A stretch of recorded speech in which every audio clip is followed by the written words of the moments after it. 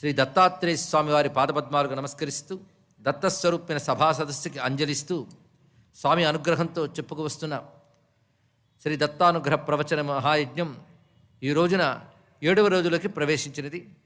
నిన్న రోజున అలర్కుడికి దత్తుడు చేసినటువంటి ఉపదేశం చెప్పుకున్నాం. ఒక విధంగా ప్రతిరోజు ఒక దత్తగీత నడుస్తుంది గమనించినట్లయితే. ప్రహ్లాదుడికి చేసిన బోధ, యదుమహారాజుకు చేసిన బోధ, అదేవిధంగా అలర్కునికి చేసిన బోధ. దీనికి యోగాదేశము అని కూడా చెప్పవచ్చు. అంటే అడిగినది ఏమిటి అంటే, జ్ఞానం తెలుస్తూ ఉన్నప్పటికీ కూడా అది హృదయంలో స్థిరంగా నిలవట్లేదు. ఎందుకు? ఏదో పురాకృత సుకృతం వల్ల నిత్యమేదో అనిత్యమేదో అనే వివేకం ఏర్పడినప్పటికీ ఆ వివేకం దృఢంగా మనస్సులో నిలబడట్లేదు అనగానే దానికి యోగం యొక్క సహాయం అవసరము అని చెప్తున్నాడు.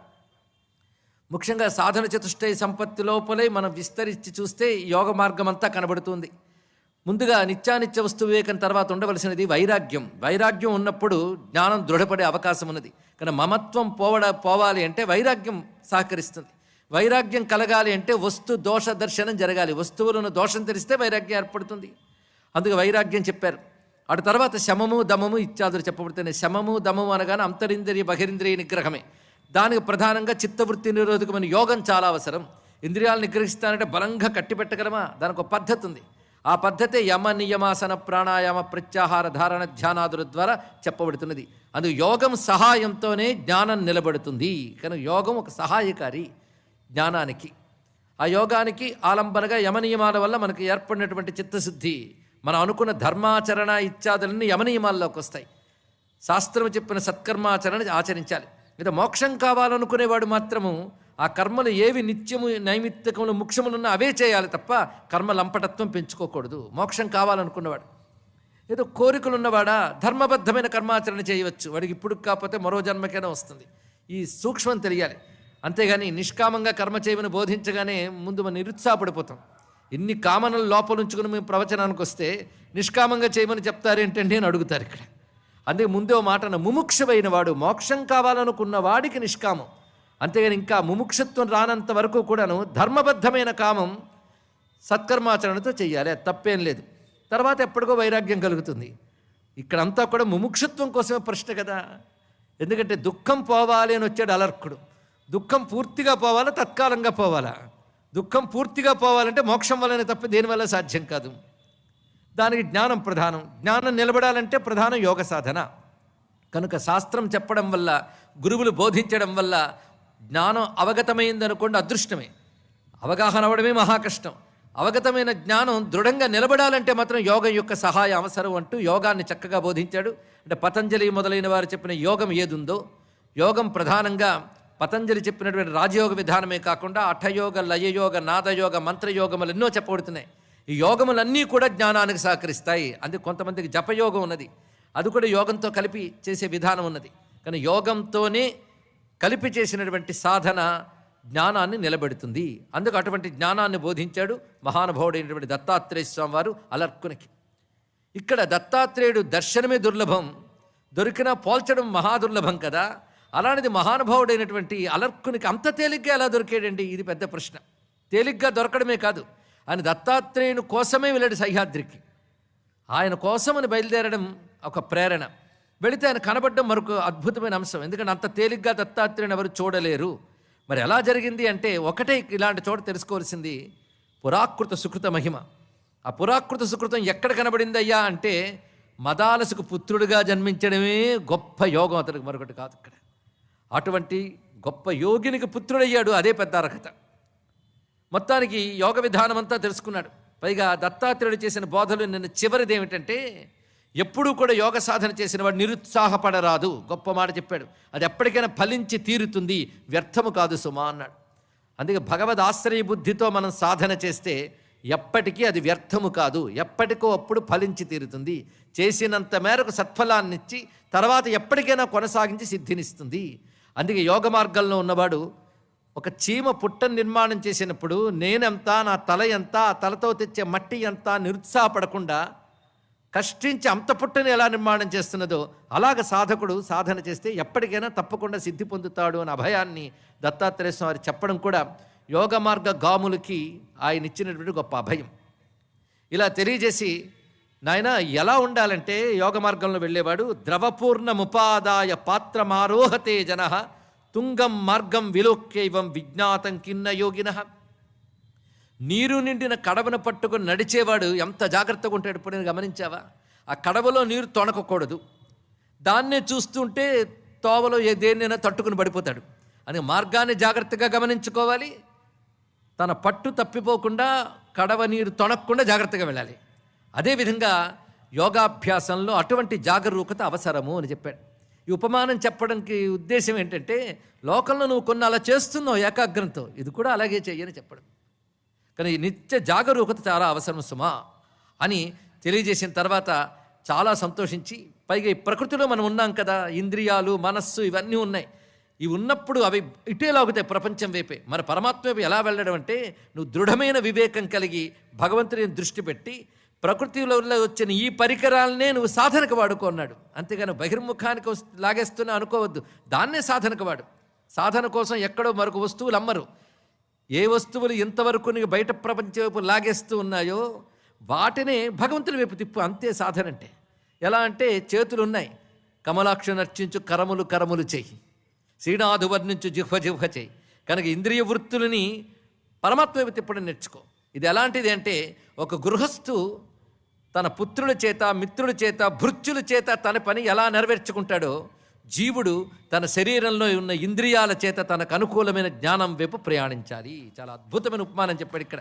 గృహస్థో హి నిజం కార్యం కరోతి కరణైర్యథ తథా బుద్ధ్యాధిభిర్యోగే పారక్షై సాధయేత్ పరం. బుద్ధి, మనస్సు, ఇంద్రియాలు, ప్రాణములు అనే ప్రకృతిలో భాగములే. ప్రకృతి బంధనం నుండి బయటపడాలంటే ప్రకృతిలో భాగములైన ఇంద్రియాలనే నువ్వు నీ సాధనకు అనుకూలంగా తీసుకో అన్న అద్భుతమైన బోధ చేశాడు. వెంటనే ఆనందపరసుడైపోయి ఆ మహానుభావుడైన అలక్కుడు అత్రిపుత్రుడైనటువంటి దత్తస్వామి వారి పాదపద్మాలకు సాష్టాంగ ప్రణామం చేసి ప్రశ్రయావనతో వాక్యం ఉవాచ అతిముదాన్విత, గొప్ప ఆనందంతో అంటున్నాడు, నేను ఎంత భాగ్యవంతుణ్ణి, నేను అంత అదృష్టవంతుణ్ణి కాకపోతే శత్రువులు నా మీద దాడి చేస్తారు అన్నాడు. ఇక్కడ ఎంతో భాగ్యం చేత శత్రువులు నా మీద దాడి చేశారు. ఆ శత్రువులు యొక్క దాడి తట్టుకోవడం నాకు కష్టమైంది, ఎందువల్ల? అదృష్టం వల్ల. అందుకే ఆ దాడి చేసిన శత్రువైన కాశీపతికి నేను కృతజ్ఞతలు చెప్పుకోవాలి. ఆ కాశీరాజును ప్రేరేపించిన మా అన్నగారు సుబాహుడు, ఆయనకు కూడా కృతజ్ఞత చెప్పుకోవాలి. నా బలం తగ్గిపోవడం నా అదృష్టం. ఆ కారణం చేతే కదా నాకు ఒక్కసారి దుఃఖం కలిగి దుఃఖం కాస్త ఒక సందేహం కింద మారి అమ్మ ఇచ్చినటువంటి పత్రం చూసి ఇక్కడికి బయలుదేరి వచ్చాను. అన్నిటికంటే పెద్ద అదృష్టం ఏంటంటే నీ పాదపద్మాలను దర్శించడం.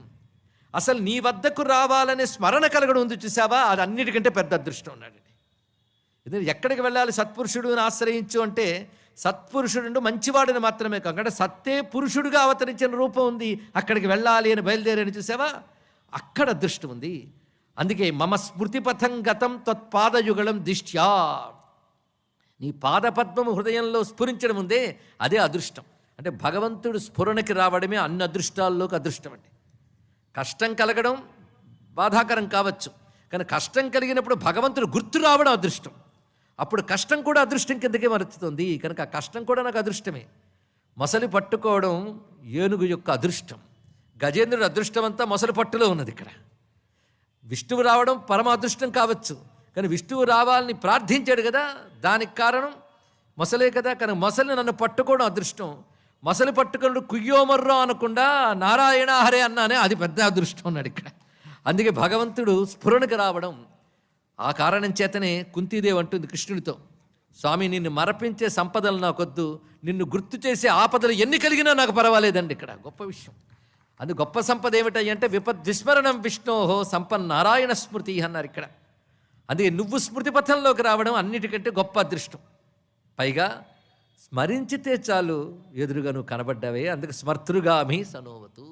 నిష్కపటమైన భక్తితో స్మరిస్తే దత్తుడు తప్పకుండా అనుగ్రహిస్తాడండి, ఇందులో సందేహం లేదు. అయితే దాని నిష్కపటం ఉండాలి, హృదయం కరిగిపోవాలి.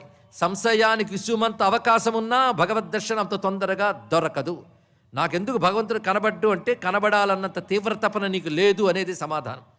అది ఉంటే తప్పకుండా అనుగ్రహిస్తాడు.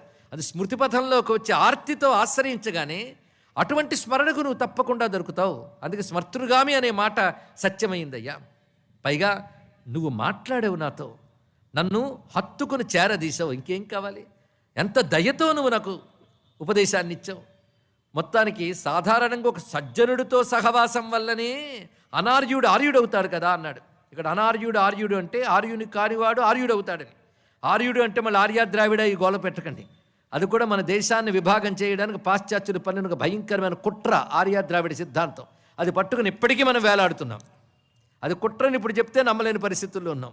మనల్ని చీల్చడానికి పాశ్చాత్యులు చేసిన భయంకరమైన కుట్ర. ఆర్య శబ్దము ఆసేతు సీతాచలం కూడా వాడబడింది. ఆర్య అంటే పూజ్యుడు అని అర్థం. ధర్మ ప్రకారంగా నడిచేటువంటి సత్ప్రవర్తన కలవాడిని ఆర్య అంటాం మనం.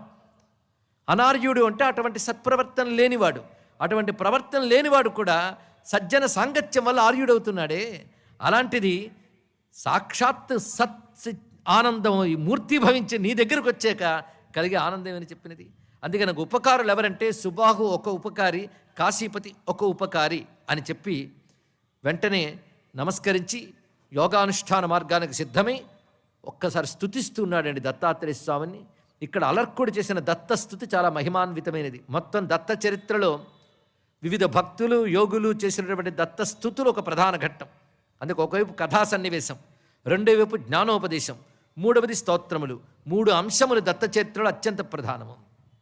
నిత్యపారాయణ చేసిన వాళ్ళు 3 చేస్తారు కనుక ఆ ఫలాలు వాళ్ళు పొందుతారు. 9 రోజులు శ్రద్ధగా విన్న వారికి కూడా వాటి సారములు మనకు అందుతున్నాయి కనుక అందరికీ దత్త చరిత్ర పారాయణ ఫలం తప్పకుండా లభిస్తుంది అని ఆ గురుచరిత్ర పారాయణ ఫలాన్ని మనం స్వామి నుంచి ప్రసాదంగా పొందుదాం. నమో నమః కారణ విగ్రహాయ స్వరూప తుచ్చీకృత విగ్రహాయ విజ్ఞానధామ్ని సురసిద్ధ సాధ్య నిషేవితాంఘ్రేనుగ్రహాణ భక్తో నిషేవితాంఘ్రేనుగ్రహాణ భక్తో. నమో నమః కారణ విగ్రహాయ. నీకు విగ్రహం ఏమిటయ్యా? విగ్రహం అంటే ఆకారం. నీకు ఆకారమే లేదు. అలాంటిది నువ్వు దత్తుడును ఆకారంతో కనబడుతున్నావంటే కారణ విగ్రహాయ, ఒక కారణంతో నువ్వు ఆకారాన్ని ధరించావు. అదేమిటంటే అనుగ్రహాణ భక్తాన్, భక్తులను అనుగ్రహించడానికై నువ్వు ఆకారాన్ని స్వీకరించావు. భగవంతుడి ఆకారం ఎందుకంటే నాస్తికులను కూడా నమ్మించడానికి కాదు, తప్పించిపోయే భక్తుడిని అనుగ్రహించడానికే భగవంతుడికి ఆకారం. ఇక్కడ అనుగ్రహంతో స్వీకరించావు కానీ అనుగ్రహమే కారణం, మరొకటి ఏమున్నది? అందుకే మన దత్తానుగ్రహం అనే పేరు పెట్టుకున్నాం. మొత్తం ఈ చరిత్ర వినడమే ఆయన అనుగ్రహం, చెప్పుకోవడం ఆయన అనుగ్రహం. అనుగ్రహంతో విగ్రహాన్ని స్వీకరించావు నువ్వు. అందుకే ప్రతి విగ్రహం భగవద్ అనుగ్రహం. అలా స్వీకరించిన నువ్వు విగ్రహాన్ని తుచ్చీకృత, గొప్ప మాట చెప్పాడు ఇక్కడ. కారణ విగ్రహాయ స్వరూప తుచ్చీకృత విగ్రహాయ. స్వరూపము అనగా సచ్చిదానంద తత్వం, ఆత్మ. ఆత్మతత్వం తెలిసిన వాడికి విగ్రహం తుచ్చీకృతమే. తుచ్చీకృతము అంటే అది గొప్పది కాదు అని నిరసించుట అని అర్థం. ఇక్కడ ఎవడికి ఆత్మజ్ఞానం కలుగుతుందో వాడి విగ్రహాన్ని తుచ్చీకృతమే చేస్తాడు. అంటే తనువు నేను అనుకోడు, దేహం నేను కాదు అనే జ్ఞానంతో ఉంటాడు. దేహం నేను కాదు అనే జ్ఞానంతో పాటు తాను బ్రహ్మస్వరూపుడును అనేటువంటి ఎరుకలు స్థిరపడతాడు కనుక అటువంటి స్వరూప జ్ఞానం కలిగినటువంటి వాడు విగ్రహాన్ని తుచ్చీకృతం చేస్తాడు. అది జ్ఞాన లక్షణం. ఆ లక్షణం నీ దగ్గరున్నది. కానీ స్వరూప జ్ఞానము చేత నామరూపాలని విడిచినటువంటి నువ్వు భక్తులను అనుగ్రహించడం కోసం నామరూపాలు స్వీకరించావు. అది ఇందులో ఉన్నటువంటి చమత్కారం. విజ్ఞానధామ్నే, నువ్వు విజ్ఞానానికి నిధి వంటి వాడివి, విజ్ఞానానికి నిలయమైనటువంటి వాడివి అన్నారు. విజ్ఞానం అంట అపరోక్ష జ్ఞానం అని అర్థం. భగవజ్ఞానం అనుభవానికి రావడమే విజ్ఞానం. ఆ అనుభవరూప విజ్ఞానమే నీ స్వరూపం. దేవతలు సిద్ధులు సాధ్యులు నీ పాదపద్మాన్ని నమస్కరిస్తారు, నువ్వు భక్తులను అనుగ్రహిస్తావు అంటూ అద్భుతమైన శ్లోకం ఇందులో చెప్పబడుతున్నది. 1, 2 శ్లోకాలు అందులో మననం చేసుకుంటున్నాం మనం. నమస్తే సర్వదేవాయ నమస్తే పురుషోత్తమ నమో గిరాం విదూరాయ చేతసో నిర్గుణాత్మనే నారాయణ నమస్తేస్తు పద్మనాభ నమోస్తుతే సర్వస్మై సర్వబీజాయ వాచ్యవాచక శక్తయే. వాచ్యవాచక శక్తి స్వరూపుడు ఆయనే. వాచ్యమైన బ్రహ్మము అతడే. ఆయన తెలియజేసే ప్రణవాది శబ్ద బ్రహ్మము ఆయనే. ఉభయస్వరూపములతో ఉన్న శక్తి స్వరూపుడు ఆయన. నమ ప్రణతపాలాయ శరణాగత వత్సల నమస్తే పూర్ణబోధాయ యోగీశాయ నమో నమః విశ్వంభర నమస్తేస్తు నమో నాగారికేతన అజ్ఞానాజగరగ్రస్తం విశ్వముద్ధర గోపతే. అజ్ఞానమనబడే కొండ చిలువ చేత మింగబడిన వారిని ఉద్ధరించేవాడవు నువ్వు. నాగారికేతన, నాగారికేతన అంటే గరుడధ్వజ అని అర్థం. ఇక్కడ అంటే ఈయన సాక్షాన్ నారాయణుడు అని స్తోత్రమంతా మనకు చెప్తున్నది. శ్రీపతే భూపతే దేవ శాస్త్రయోనే నమోస్తుతే. శాస్త్రయోని అంటే శాస్త్రములు కారణమైన వాడా అని అర్థం ఇక్కడ. అంటే శాస్త్రములన్నీ ఆయన నుంచి వచ్చాయి. ఏతత్ సర్వం జనార్దనాత్ అంటారు కదా, ఆ జనార్దన్ నుంచే సర్వశాస్త్రములు ఆవిర్భవించాయి. అంతేకాదు సర్వశాస్త్రముల వల్ల ఆయన తెలియబడుతున్నాడు. అంటే శాస్త్రజ్ఞానం కలిగితేనే కదా ఆయన తెలుస్తున్నాడు. అందుకే శాస్త్రముల వల్ల ఆయన తెలియబడుతున్నాడు కనుక శాస్త్రములు ఆయనకు కారణమయ్యాయి. శాస్త్రములు ఆయన నుంచి వచ్చాయి కనుక శాస్త్రములకు ఆయన కారణమయ్యాడు. రెండు విధములు కూడా ఈ శాస్త్రయో అనే శబ్దం అంత గొప్పగా చెప్పబడుతున్నది. నమో వేదాంత వేద్యాయ మానాతిగా నమోస్తుతే. మానాతిగా అంటే కొలతలకు అందనటువంటి నీకు నమస్కారము. బ్రహ్మవంశ ప్రసూతాయ మునయే మౌనశాలిని అనసూయాసుతాయాస్తు నమస్తే మునిసూనవే. ఇందులో అటువంటి నారాయణ్ణి ప్రస్తుత అవతారతత్వాన్ని చెప్తున్నారు. బ్రహ్మవంశంలో పుట్టినటువంటి వాడు అంటే బ్రహ్మదేవుని యొక్క మానసపుత్రుడైన అత్రి మహర్షికి పుత్రుడు గనక బ్రహ్మవంశ ప్రసూతాయ మునయే మౌనశాలిని అనసూయాసుతాయ అస్తు నమస్తే మునిసూనవే. నమ స్వేచ్ఛావిహారాయ. ఇక్కడ తత్వం చెప్తున్నాడు. దత్తావతారం స్వేచ్ఛావతారం. అసలు అవతారమే స్వేచ్ఛతో స్వీకరిస్తాడు భగవానుడు. ఇందులో ఒక రూపానికి పరిమితుడై కాకుండా ఒకానొక ఆశ్రమానికో ఒక పద్ధతికో పరిమితం కాకుండా ఎలాగైనా ఉంటాడు ఆయన. ఎందుకంటే అవధూత అవతారం కదా, అవధూతకు మించిన స్వేచ్ఛ పడుకుంటుందండి. అందుకే నమ స్వేచ్ఛావతారాయ వర్ణాశ్రమ వివర్జిత ద్విజలింగాయ దేవాయ నమో అలింగాయ యోగిని. చూడ్డానికి ఒక విప్రుడి లక్షణంలో, ఎందుకంటే అత్రి మహర్షి పుత్రుడు కనుక ఉపనయన సంస్కారాల్లో కనబడుతున్నాడు. కాబట్టి విప్రుడా అంటామా అంటే దానికి అతీతంగా కూడా ఉంటాడు. కనుక కొన్ని చిహ్నములతో కనబడతాడు, చిహ్నములు లేకుండా కూడా ఉంటాడు. అందుకే ద్విజలింగాయ దేవాయ నమః అలింగాయ యోగిని. బ్రహ్మబ్రాహ్మణ పాలాయ నమస్తే కైఠబార్ధన వైకుంఠోత్కంఠితాశేష విధ్వంసక వినాశన. వైకుంఠంలో ఉత్సుకత కల స్వామి, సమస్తమైన అజ్ఞానాన్ని నశింపజేసే నీకు నమస్కారం అంటే అత్యద్భుతమైన స్తోత్రం చేసి ఉత్సాహంతో ఒక్కసారిగా కాశీరాజు వద్దకు వెళ్ళాడు అలర్కుడు. వెళ్ళంటున్నాడు, రాజ్యకాముక కాశీశ, రాజ్యాన్ని కోరుకునే కాశీరాజా, నాదైన రాజ్యాన్ని క్రమక్రమంగా ఆక్రమించుకుంటూ నన్ను బలహీనుని చేసావు. ఇంకా దించేలేదు. నేను ముందే జాగ్రత్త పడి ఆ కష్టం తట్టుకోలేక ఆశ్రయించాను. ఇప్పుడు చెప్తున్నాను, నువ్వు రాజ్యం తీసేసుకో. యథాచ రోచతే తత్వత్. నీకు ఇష్టం వచ్చినట్టు రాజ్యం తీసుకో. పైగా మా అన్నగారు అడిగారని చెప్పారు కదా, మా అన్నకి ఇచ్చుకొని ఇష్టం అనగానే కాశీరాజు అంటున్నాడు ఒక్క నవ్వు నవ్వి, నాయనా క్షత్రియ ధర్మం కాదు సుమా ఇది. రాజ్యం తీసేసుకో అనడం ఏంటి? రాజ్యం ఎలాగ నువ్వు నాకు ఇవ్వాలి? పరాజితుడు అవ్వాలి, లేదా యుద్ధంలో పరాక్రమం చూపించి రాజ్యం తీసుకోవాలి, కానీ రాజ్యం తీసేసుకో అనకూడదు. తీసుకో అన్నంత మాత్రం నేను తీసుకుంటానా? అది నాకు క్షత్రియ ధర్మం కాదు. కానీ క్షత్రియ ధర్మాన్ని అనుసరించు. నువ్వు మరణానికి భయపడిపోయి రాజ్యాన్ని నాకు అప్పగిస్తున్నావా? క్షత్రుడిగా తగదు సుమా. యుద్ధంలో వీరమరణమైనా పొందాలి, కానీ పిరికివాడలో వచ్చే రాజ్యాన్ని అప్పగించరాదు సుమా. త్యక్వా మరణజం భయం నిర్జితామాత్య వర్గస్తు సందధీత శరాన్ రాజా లక్ష్యముద్దిశ్య వైరిణిం. శత్రువుని లక్ష్యంగా పెట్టుకుని మరణ భయాన్ని విడిచిపెట్టి ఆయుధ ప్రయోగం చేయాలి సుమా. అందుకే రాజైన వాడు శత్రువుని జయించి భోగాలను అనుభవించాలి తప్ప పిరికివాడు కారాదు ఎప్పుడు. రెండవది, ధర్మబద్ధంగా రాజ్యపాలన చేయాలి. యజ్ఞముల చేత దేవతలను తృప్తిపరిచి తద్వారా దేశానికి క్షేమం కలిగించాలి. ఇది రాజ్యధర్మం. అది నువ్వు చెయ్యాలి కదా అంటే నువ్వు చెప్పింది నిజమే. క్షత్రియుడను అనే భావం నాకున్నప్పుడు ఇవన్నీ చేయాలి. నేను ఇదివరకు నీతో యుద్ధానికి తలపడినప్పుడు నాకు క్షత్రియ భావం ఉంది. ఈ శరీరము క్షత్రియ దేహం. ఇది క్షత్రియ అనేటువంటి విశేషముగా అంటే రాజుని, ఒక పాలకుణ్ణి అని గుర్తింపబడుతోంది. కనుక ఈ శరీరము దాల్చిన నేను, ఈ శరీరము నేననే భావంతో ఉన్న నేను రాజధర్మాన్ని అనుసరించి పాలించాలి. అది నిజమే. కానీ ఈ శరీరమే నేను కాదు అని ఎరుక నాకు గురువు దయ వల్ల కలిగిన తర్వాత ఈ శరీరంతో కూడినటువంటి పాలకాద అభిమానాలు నాకు ఎక్కడుంటాయి? కనుక క్షత్రియ ధర్మం ప్రకారంగా నువ్వు చెప్పింది నిజమైనప్పటికి కూడా నాకున్న స్థితి ప్రకారంగా ఇప్పుడు నాకు శత్రువు లేడు, మిత్రుడు లేడు, నాకు రాజ్యం కూడా లేదు సుమా. యథ అయం భౌతిక స్తంభ తథా అంతఃకరణ నృణాం గుణాశ్చ సకలాస్తద్వత్ అశేషేష్వేవ జంతుషు. భౌతిక స్తంభ అంటే పంచభూతముల సమూహం అనే అంకురము నుంచి ఉద్భవించినటువంటి దేహం ఇది. ఇక్కడ అంటే దీనికి కారణం పంచభూతముల యొక్క సమూహం. దాని తర్వాత రెండవది ఏమిటి? శరీరంలో ఉన్న మెటీరియల్ చెప్తున్నాడు. పంచభూత వికారములతో దేహం ఒకటి, అంతఃకరణం ఒకటి. ఈ రెండే కాక మరొకటి ఉన్నాయి, చెప్పగలమా? గుణములు, సత్వరజస్తమో గుణములు. ఇవి ప్రతివాడికి అనుభవానికి ఉన్నవే. ఇవి ప్రకృతిజములు. ఇవన్నీ అందరి జంతువుల్లో ఉన్నాయి. అందరి జంతువుల్లో ఉన్నటువంటి ఈ పంచభూత వికార దేహమే, అంతఃకరణమే గుణములే. అది ఎవరిలో లేదు, నీలో ఉంది, నాలో ఉంది, అందరిలో ఉన్నది. ఇది దేహం. అయితే అందరిలో ఉన్నప్పటికీ భేదములు ఉంటాయి చూడ్డానికి. అన్ని ప్రకృతిజములు అయినప్పటికీ కూడా కర్మానుసారిగా రకరకాల దేహములు, రకరకాల అవస్థలు ఇవి మారుతూ ఉంటాయి. ఇతడికి పంచభూత వికార దేహం, అతడిది పంచభూత వికార దేహమే, కానీ మార్పులు ఒకేలా జరగవు. వీడికి వాడికి వాడి వాడి కర్మలను అనుసరించి జరుగుతూ ఉంటాయి. కానీ మారకుండా ఒకటి అందరిలో ఉన్నది సుమా, అది ఎప్పుడూ మారకుండా ఉంటుంది. అది చిచ్చక్తి అన్నాడు. చిచ్చక్తి అంటే సద్రూపమైన పరమాత్మ యొక్క స్వాభావికమైన శక్తి. అది ఆ చిచ్చక్తి శరీరాదులంటి నడుపుతున్నది. చిచ్చక్తి రేఖ ఏవాయం యదా నాణ్యోస్తి కశ్చన. ఆ చిచ్చక్తి అందరిలో సమానముగా వ్యాపించి ఉన్నది సుమా. అందరిలో సమానముగా చిచ్చక్తే ఉన్నప్పుడు ఒకడు భృత్యుడు, ఇంకొకడు ప్రభువు, ఒకడు శత్రువు, ఒకడు మిత్రుడు అనేటువంటి భేదం ఎక్కడ ఏర్పడుతుంది? ఎవరికి? ఆ ఎరుక కలిగిన వారికి. అది మరువరాదు. అంతే. అలా చెప్తే అలా అండి, శత్రువు మిత్రుడు భేదం ఉండదా అంటే నీకుంటుంది, వాళ్ళకు ఉండదని చెప్పాలి ఇక్కడ.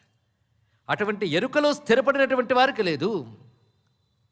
నాకా ఆ ఎరుక కలుగున్నది, ఆ ఎరుక స్పష్టంగా అవగాహన కలిగింది. సిద్ధావస్థ అంటావా సాధన ఇంకా జరగాలే, కానీ ఎరుక అవగాహన కలిగింది. ఎందువల్లంటావు? దత్తాత్రేయ ప్రసాదేన జ్ఞానం ప్రాప్తం నరేశ్వర. దత్తాత్రేయుని అనుగ్రహం వల్ల నాకు జ్ఞానం లభించింది. అందుకే ఆ జ్ఞానం యొక్క బలం చేతనే నీ ముందు చెప్తున్నాను. నాకు నువ్వు శత్రువు కావు, సుబాహుడు శత్రువు కాదు, రాజ్యము నాది కాదు, నీ ఇష్టం. సోహన్నతేరిర్నమమాసి శత్రు సుబాహురేవన్ నమమాపకారి దృష్టం మయా సర్వమిదం యథాత్మా. సర్వమిదం యథాత్మ, ఇది సర్వం ఆత్మయేను ఉపనిషద్వాక్య తత్వమే ఇక్కడ చెప్పబడుతుంది. ఇక్కడ దృష్టం మయా సర్వమిదం యథాత్మా అంటే సర్వము ఆత్మగానే నాకు కనబడుతున్నది. అంతేగాని నీదో ఉపాధి నాదో ఉపాధి అని దృష్టే నాకు లేదు. అది తెలుసుకోవాల్సిందండి. ఏదో శాస్త్రం చదివేను గనక నాకు తెలివి ఉంది అని నేను నీతో మాట్లాడుతున్నాను అంటే నువ్వో దేహం నేనో దేహం అనేది వ్యవహారమే. కానీ నా దృష్టి మాత్రం పరమార్థ దృష్టి. ఆ పరమార్థ దృష్టిలో దృష్టం మయా సర్వమిదం యథాత్మ, ఈ వాక్యం చాలా ముఖ్యమైన వాక్యం.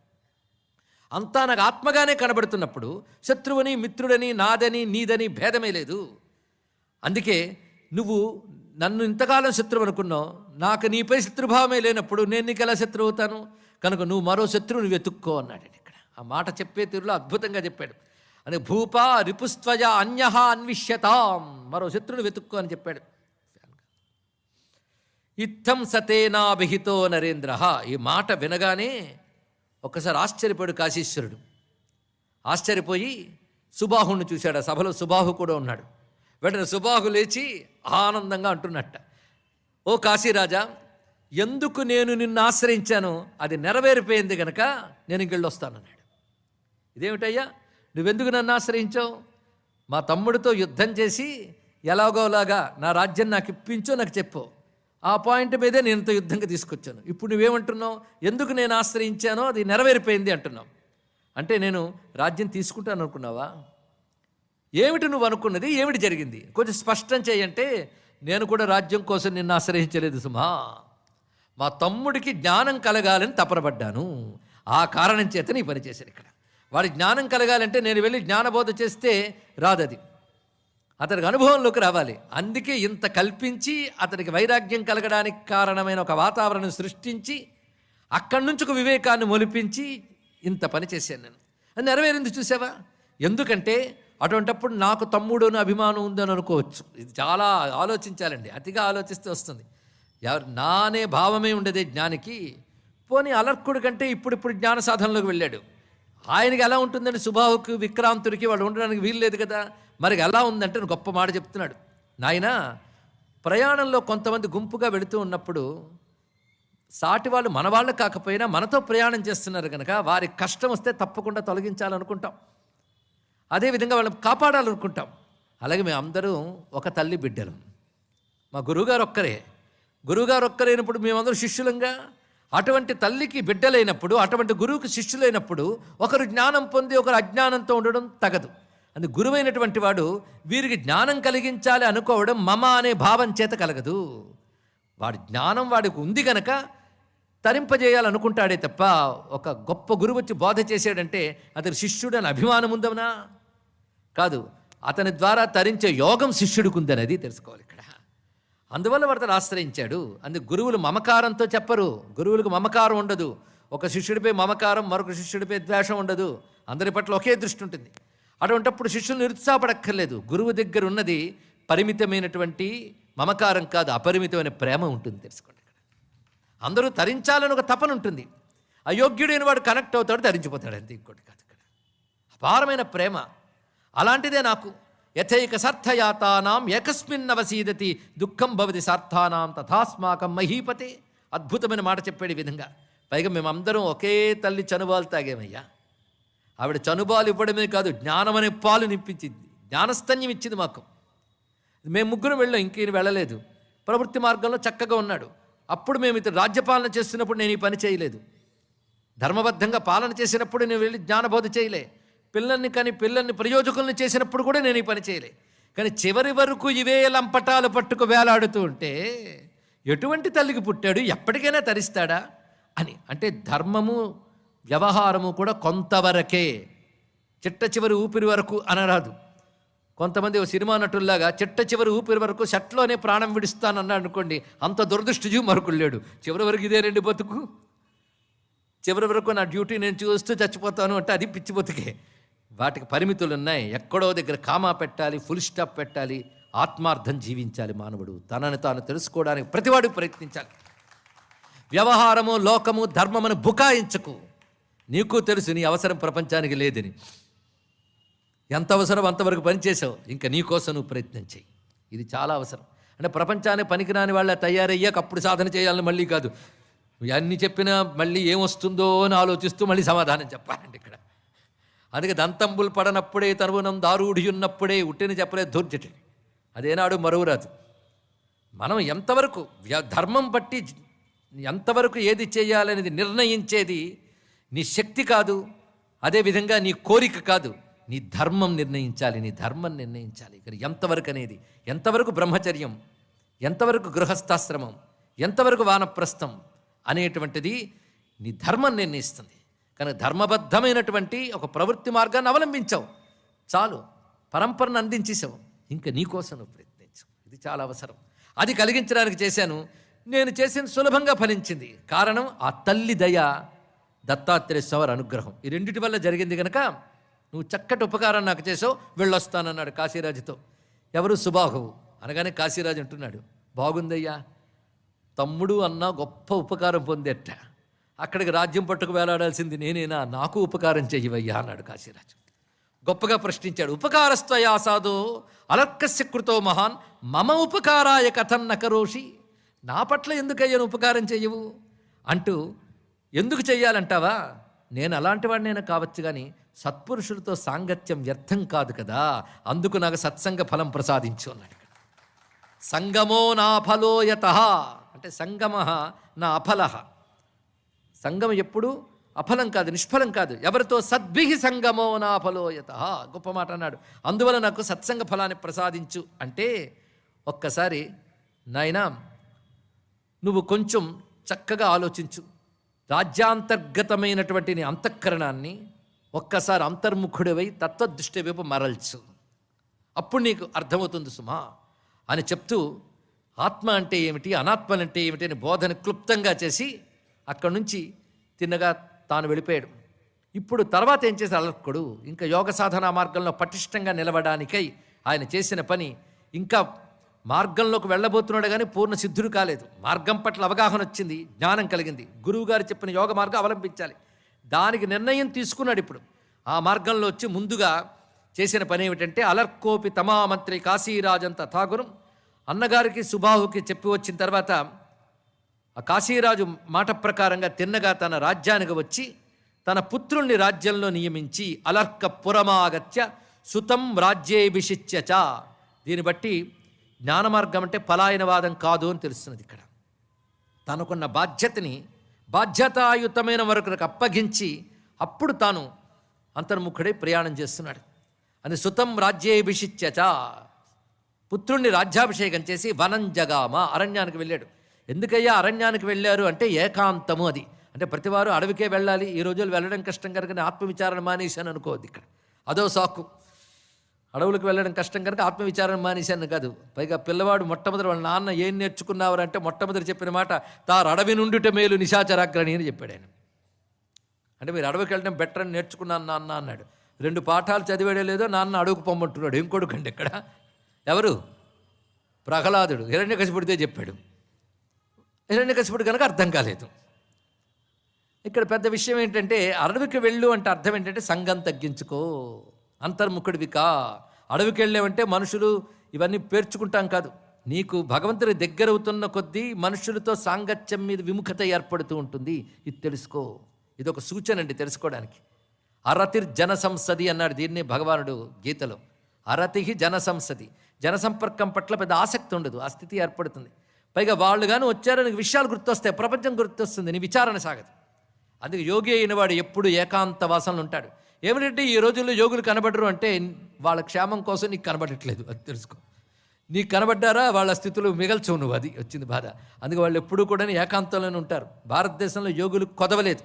వాళ్ళు ఎందుకు కనబడరు అంటే నిజమైన యోగి కనబడాలనుకోడు. నీకు అదృష్టం ఉంటే కనబడతాడు, అది వేరే విషయం.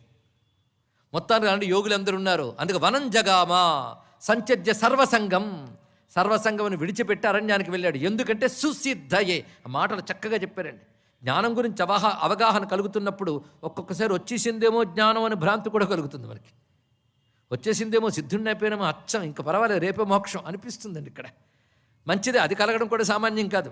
కానీ గురుగారు చక్కగా చెప్పారు, తనకు స్పష్టత వచ్చింది కానీ సాధన బలం కావాలి. దాని చేత సుసిద్ధయే అని మాట వేశారు ఇక్కడ.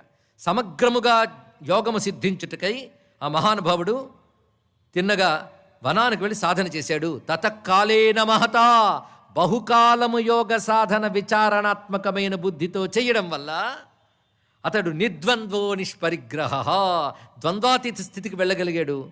అపరిగ్రహ స్థితికి వెళ్ళాడు. అంటే ఏ విషయాన్ని స్వీకరించని స్థితికి వెళ్ళింది ఆయన మనస్సు. అంటే బాహ్య విషయమును స్వీకరించని స్థితికి చేరుకోవడమే యోగ సిద్ధిని పొందేడయ్యా.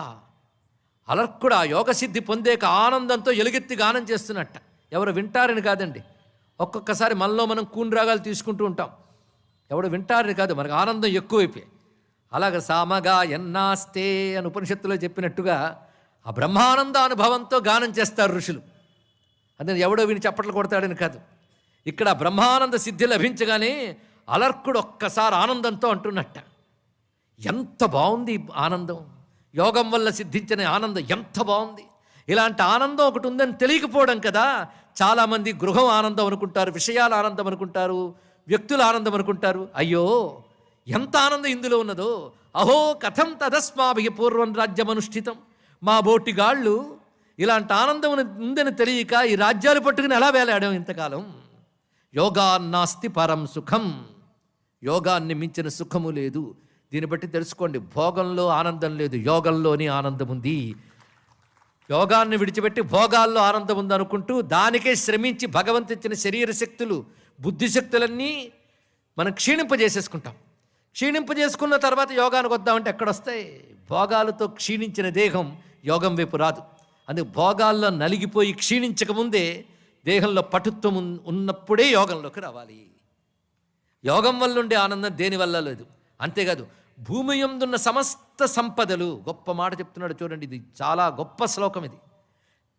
యత్ పృథివ్యాం వ్రీహియవం హిరణ్యం పశవ స్త్రియ తృష్ణాక్షయ సుఖస్యేతే కళాన్నార్హంతి షోడశీం.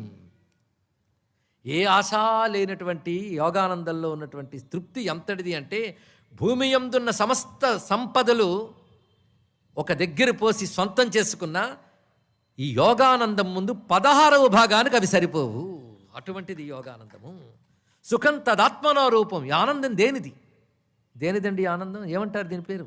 ఆత్మానందం అంటారు. దీనికే మరొక పేరు బ్రహ్మానందం అని పేరు. దానికి ఇంకొక పేరే మోక్షం. నీ స్వరూపమైన ఆత్మను అనుభవంలోకి తెచ్చుకోగానే కలిగే ఆనందము సర్వవ్యాపకమైనటువంటి బ్రహ్మము యొక్క ఆనందమే. అది పొందిన తర్వాత మరి వెనక్కి రావు గనక అది మోక్షానందం. ఈ మోక్షానందం ఎంత గొప్పది అంటే సుఖం తదాత్మనో రూపం. ఆ మోక్షానందం ముందు ఈ మనుష్యలోకం నుంచి బ్రహ్మలోకం వరకు ఎన్ని లోకాలు ఉన్నాయో అన్ని లోకాల ఆనందాలు దిగదుడిపోయానండి. ఇదే తైత్తిరీయోపనిషత్తు యందు చెప్పబడుతున్న ఆనందమీమాంస అంతా ఈ వాక్యంలోనే ఉన్నది. ఇక్కడ మనుష్యలోకంలో ఒక ఆనందం ఉందనే కదా ఇక్కడ మనం ఎంత కాదన్నా తాపత్రయపడుతున్నాం. కానీ మనుష్యలోకంలో కూడా పూర్ణ ఆరోగ్యము, దృఢమైనటువంటి స్థితి, అదేవిధంగా అన్ని అనుకూలంగా ఉండడము, సంపదల చేతిలో ఉండడము, అధికారం ఉండడము, శత్రువు అనేవాళ్ళు లేకపోవడము, ఇన్ని ఉంటూ కోరిక అనేది కూడా లేకపోతే ఆనందం కలిగితే దానికి మనుష్యానందం అని పేరిట. అంటే మనుష్యానందానికి డెఫినిషన్ అండి. ఒక మనిషి ఈ స్థితిని పొందగలిగితే మనుష్యానందం. మనుష్యానందమే పొందట్లేదు మనుషులని అందరికీ తెలుసు. ఈ మనుష్యానందానికి 100 రెట్లు మనుష్య గంధర్వానందం, దానికి 100 రెట్లు గంధర్వానందం. అలా వెళుతూ వెళుతూ దేవానందం, ఇంకా చాలా చాలా చెప్పారు. అజానజ దేవానందం, తర్వాత ఇంద్రానందం, బృహస్పతి ఆనందం, దానికి 100 రెట్లు బ్రహ్మలోకానందం. ఇన్ని లోకాల ఆనందాలు కూడా ఈ స్వాత్మానందం ముందు రేణువులంతా తెలుసుకున్నాడు. ఇక్కడ ఈ మాట మీరు చదువుతూ ఉంటారు, మీకు తెలియదు అది. స్వాత్మానంద లవీభూత బ్రహ్మాధ్యానంద సంతతి, అక్కడుందండి ఆ మాట. ఆ స్వాత్మానందం ఏదుందో దాని ముందు బ్రహ్మాధ్యానంద సంతతి, బ్రహ్మలోకం మొదలుకొని భూలోకం వరకున్న ఆనంద సంతతులు లవీభూత అల్పములైపోయి అన్నాడు. ఎలాగంటే రాత్రి బోల్డ్ దీపాలు వెలిగించుకున్నారు, ప్రతి దీపం మీకు పనికొచ్చింది. సూర్యుడు రాగానే ప్రతి దీపం వెలవెలబోయింది. కానీ బ్రహ్మానందమైన సూర్యుడి ముందు అన్ని లోకాల ఆనందాలు వెలవెలబోతున్న దీపాలే. తెలుసుకోండి, అంతర్దీయ ఆనందము అని ఆనందపరసుడి గానం చేశాడండి. గానం చేయడమే కాదు, ఆ ఆనందము బ్రహ్మము, అది ఆత్మ, దాని స్వరూపం సత్యం జ్ఞానం అనంతం యత్ బ్రహ్మ జ్యోతి సనాతనం తదాత్మా యత్ పరం బ్రహ్మ సుఖమద్వయం ఆగతం. గొప్ప మాట చెప్పాడు. ఇది సత్యము, జ్ఞానము, అనంతము, ఇది సర్వోత్కృష్టము, సర్వవ్యాపకము, ఇది చైతన్య స్వరూపము, సనాతనము, అదే ఆత్మ, అదే బ్రహ్మము, అదే నేను. ఇంత ఈ వాక్యాల్లోనే మొత్తం ఉంది బ్రహ్మజ్ఞానం అంటే. ఇది నాకు కలగడానికి కారణం ఏంటంటే దత్తాత్రేయ ప్రసాదాచ్చా భ్రాతుగు మాతుగు తథాపితుగు. దత్తాత్రేయుడు అనుగ్రహం దీనికి కారణం. అనుగ్రహానికి కారణము ఈ తనువునిచ్చిన తల్లి తండ్రి, నన్నుటి ప్రేరేపించిన అన్నదమ్ముడు. కృతార్థోహం కృతార్థోహం కృతార్థోహం న సంశయ. ఆ 3 మార్లు చెప్పడం పారవస్యానికి సంకేతం. అటువంటి పరవశంతో చెప్పాడు ఇక్కడ. తృప్తిగా అటువంటి స్థితిని పొందగలిగాడు దత్తాత్రేయుడిచ్చినటువంటి యోగాదేశము చేత మహానుభావుడైనటువంటి అలర్కుడు. ఇది అలర్కును వృత్తాంతం నాయన అన్నాడు. ఇప్పటి వరకు మనం పెట్టుకున్న విషయ సూచిక గుర్తుంది కదా. దత్తాత్రేయుడి యొక్క జన్మ వృత్తాంతం చెప్పుకున్నా, నామంలో ఉన్న తత్వాన్ని చెప్పుకున్నాం, ఆయన చేసిన జంభాసుర సంహార వధ, అందులో దాగిన ఆంతర్యం, ఇవి చెప్పుకోవడం జరిగింది. ఆ తర్వాత ఆయన చేసిన ఉపదేశం, అవతార చరిత్ర, ఉపదేశం. ఉపదేశాల్లో ముందుగా ప్రహ్లాదాదిభ్య అయ్యింది. ప్రహ్లాదుడు, అలర్కుడు కూడా పూర్తి అయిపోయింది. యదు హైహయాధ్యాహ ఇంకా మిగిలే. యదు చెప్పేసుకున్నాం, యదు మహారాజుగా చేసిన బోధ. ఇంకొక్కడే మిగిలాడు ఆయన, హైహయుడు. హైహయుడు అనగానే కార్తవీర్యార్జునుడు అని అర్థం. ఇక్కడ ఆ కార్తవీర్యార్జుని దివ్యగాథ ఇక్కడ ప్రారంభమవుతున్నది. ప్రతి దత్త చరిత్రలో ప్రతి ఘట్టము గొప్పదే, కానీ కార్తవీర్యార్జును అనుగ్రహించిన ఘట్టం ఇంకా గొప్పదండి. దీనిలో చాలా విశేషం ఉన్నది. అయితే ఏనాటికి ఆనాడే చెప్తున్న విషయం ఏంటంటే, బోధ వినేటప్పుడు గాథను అబ్జర్వ్ చేయండి. ఇది చాలా ప్రధానం. కథను అబ్జర్వ్ చేయాలి. ఎటువంటి వాడికి జ్ఞానం ఎలా ఉపదేశం పడుతుంది. కొందరికి నేరుగా కనబడ్డాడు చెప్పాడు, కొందరిని తిప్పాడు, పరీక్ష పెట్టాడు. దేవతలందరినీ ఎంత పరీక్ష పెట్టాడండి. అంతకుముందు ఋషులకు కూడా కనబడకుండా వెళ్ళిపోయి నదిలో దూరిపోయి ఇంత ప్రార్థిస్తే ఒళ్ళో ఒక ఆవిడను కూర్చోబెట్టుకుని మద్యపానం చేస్తూ కనబడి ఇన్ని వేషాలు వేశాడు. అలర్కుడి దగ్గర ఆ వేషాలేం వేయలేదు. ప్రహ్లాదుడి దగ్గర సులభంగానే రూపం మార్చుకున్నా ఇబ్బంది పెట్టకుండా జ్ఞానం చెప్పేశాడు. ఒక్కొక్కరిని ఒక్కొక్కలాగా. ఈ కార్తవీర్యార్జునుడుకున్నదే ఈ కథని చాలా పరిశీలించాలి. మరొకటి, కార్తవీర్యార్జునుడు కృతవీర్యుడు అనేటువంటి ఒక మహారాజు యొక్క పుత్రుడు. ఈయన పేరు అర్జునుడు. అర్జునుడు అనే నామం అర్జునుడితోనే ప్రారంభం కాలేదు, అర్జునుడికి పూర్వమే ఉన్నది. ఈయన పేరు అర్జునుడు. అర్జున అంటే అర్థం ఏంటి అంటే, భారతంలోనే చెప్తున్నాడు, శుక్లకర్మ, తెల్లని పని చేసేవాడు అర్జునుడు. తెల్లని పని అంటే ఏంటండి అంటే ఎప్పుడు వైట్ అండ్ వైట్ బట్టలు వేసుకుని పని చేస్తాడు అని కాదండి బాబు. తెల్లని పని అంటే రజోగుణ తమోగుణ దూషితం లేని సత్వగుణం. ఆ సత్వగుణం అంటే ధర్మం. కేవల శుద్ధమైన ధర్మాన్ని పాటించేవాడు అర్జునుడు. ఆ మాటకు వస్తే అర్జునుడి పేరు కూడా అర్జునుడు కాదు, ఆయన పేరు కృష్ణ. అర్జున పేరు ఎందుకు వచ్చిందని విరాట పర్వంలో ఆయనే చెప్తాడు. శుక్లకర్మ చేయడం చేత నన్ను అర్జునుడు అంటారు అన్నాడు. ఇక్కడ అంటే ధర్మబద్ధంగా అంత శుద్ధ ధర్మం. ఇక్కడ మహాభారతాన్ని హీరోలుగా చూపించాలంటే అసలు హీరో కృష్ణుడు, తర్వాత ఎవరినైనా హీరోగా చూపించాలంటే రెండవ హీరో ధర్మరాజు, మూడో వాడిని చెప్పాలంటే అర్జునుడు హీరో అండి. ఒక వారియర్గా కూడా చూపించవచ్చు ఆయన్ని. ధర్మరాజులో ధర్మం చూపించవచ్చు. ఇతరుల్లో శౌర్యము, ధర్మము, ఒక క్యారెక్టరు, పర్సనాలిటీ అంతా అర్జునుడిలో కనబడుతుంది. అలాంటి అర్జునుడిని మహాభారతంలో, ఎందుకంటే కృష్ణుడు పరమాత్మ గనక ఆయన దండం పెట్టగలం కానీ ఫాలో అవ్వగలం. అర్జునుడిని ఫాలో కావాలి. ఎందుకంటే అర్జునుడిని ఫాలో అయితే కృష్ణుడి పాదాలు పట్టుకోవడం ఆయన దగ్గర నేర్చుకోగలం. అందుకు మహాభారతంలో నీకు హీరో అంటే అర్జున, అంతేగాని కర్ణ కాదు.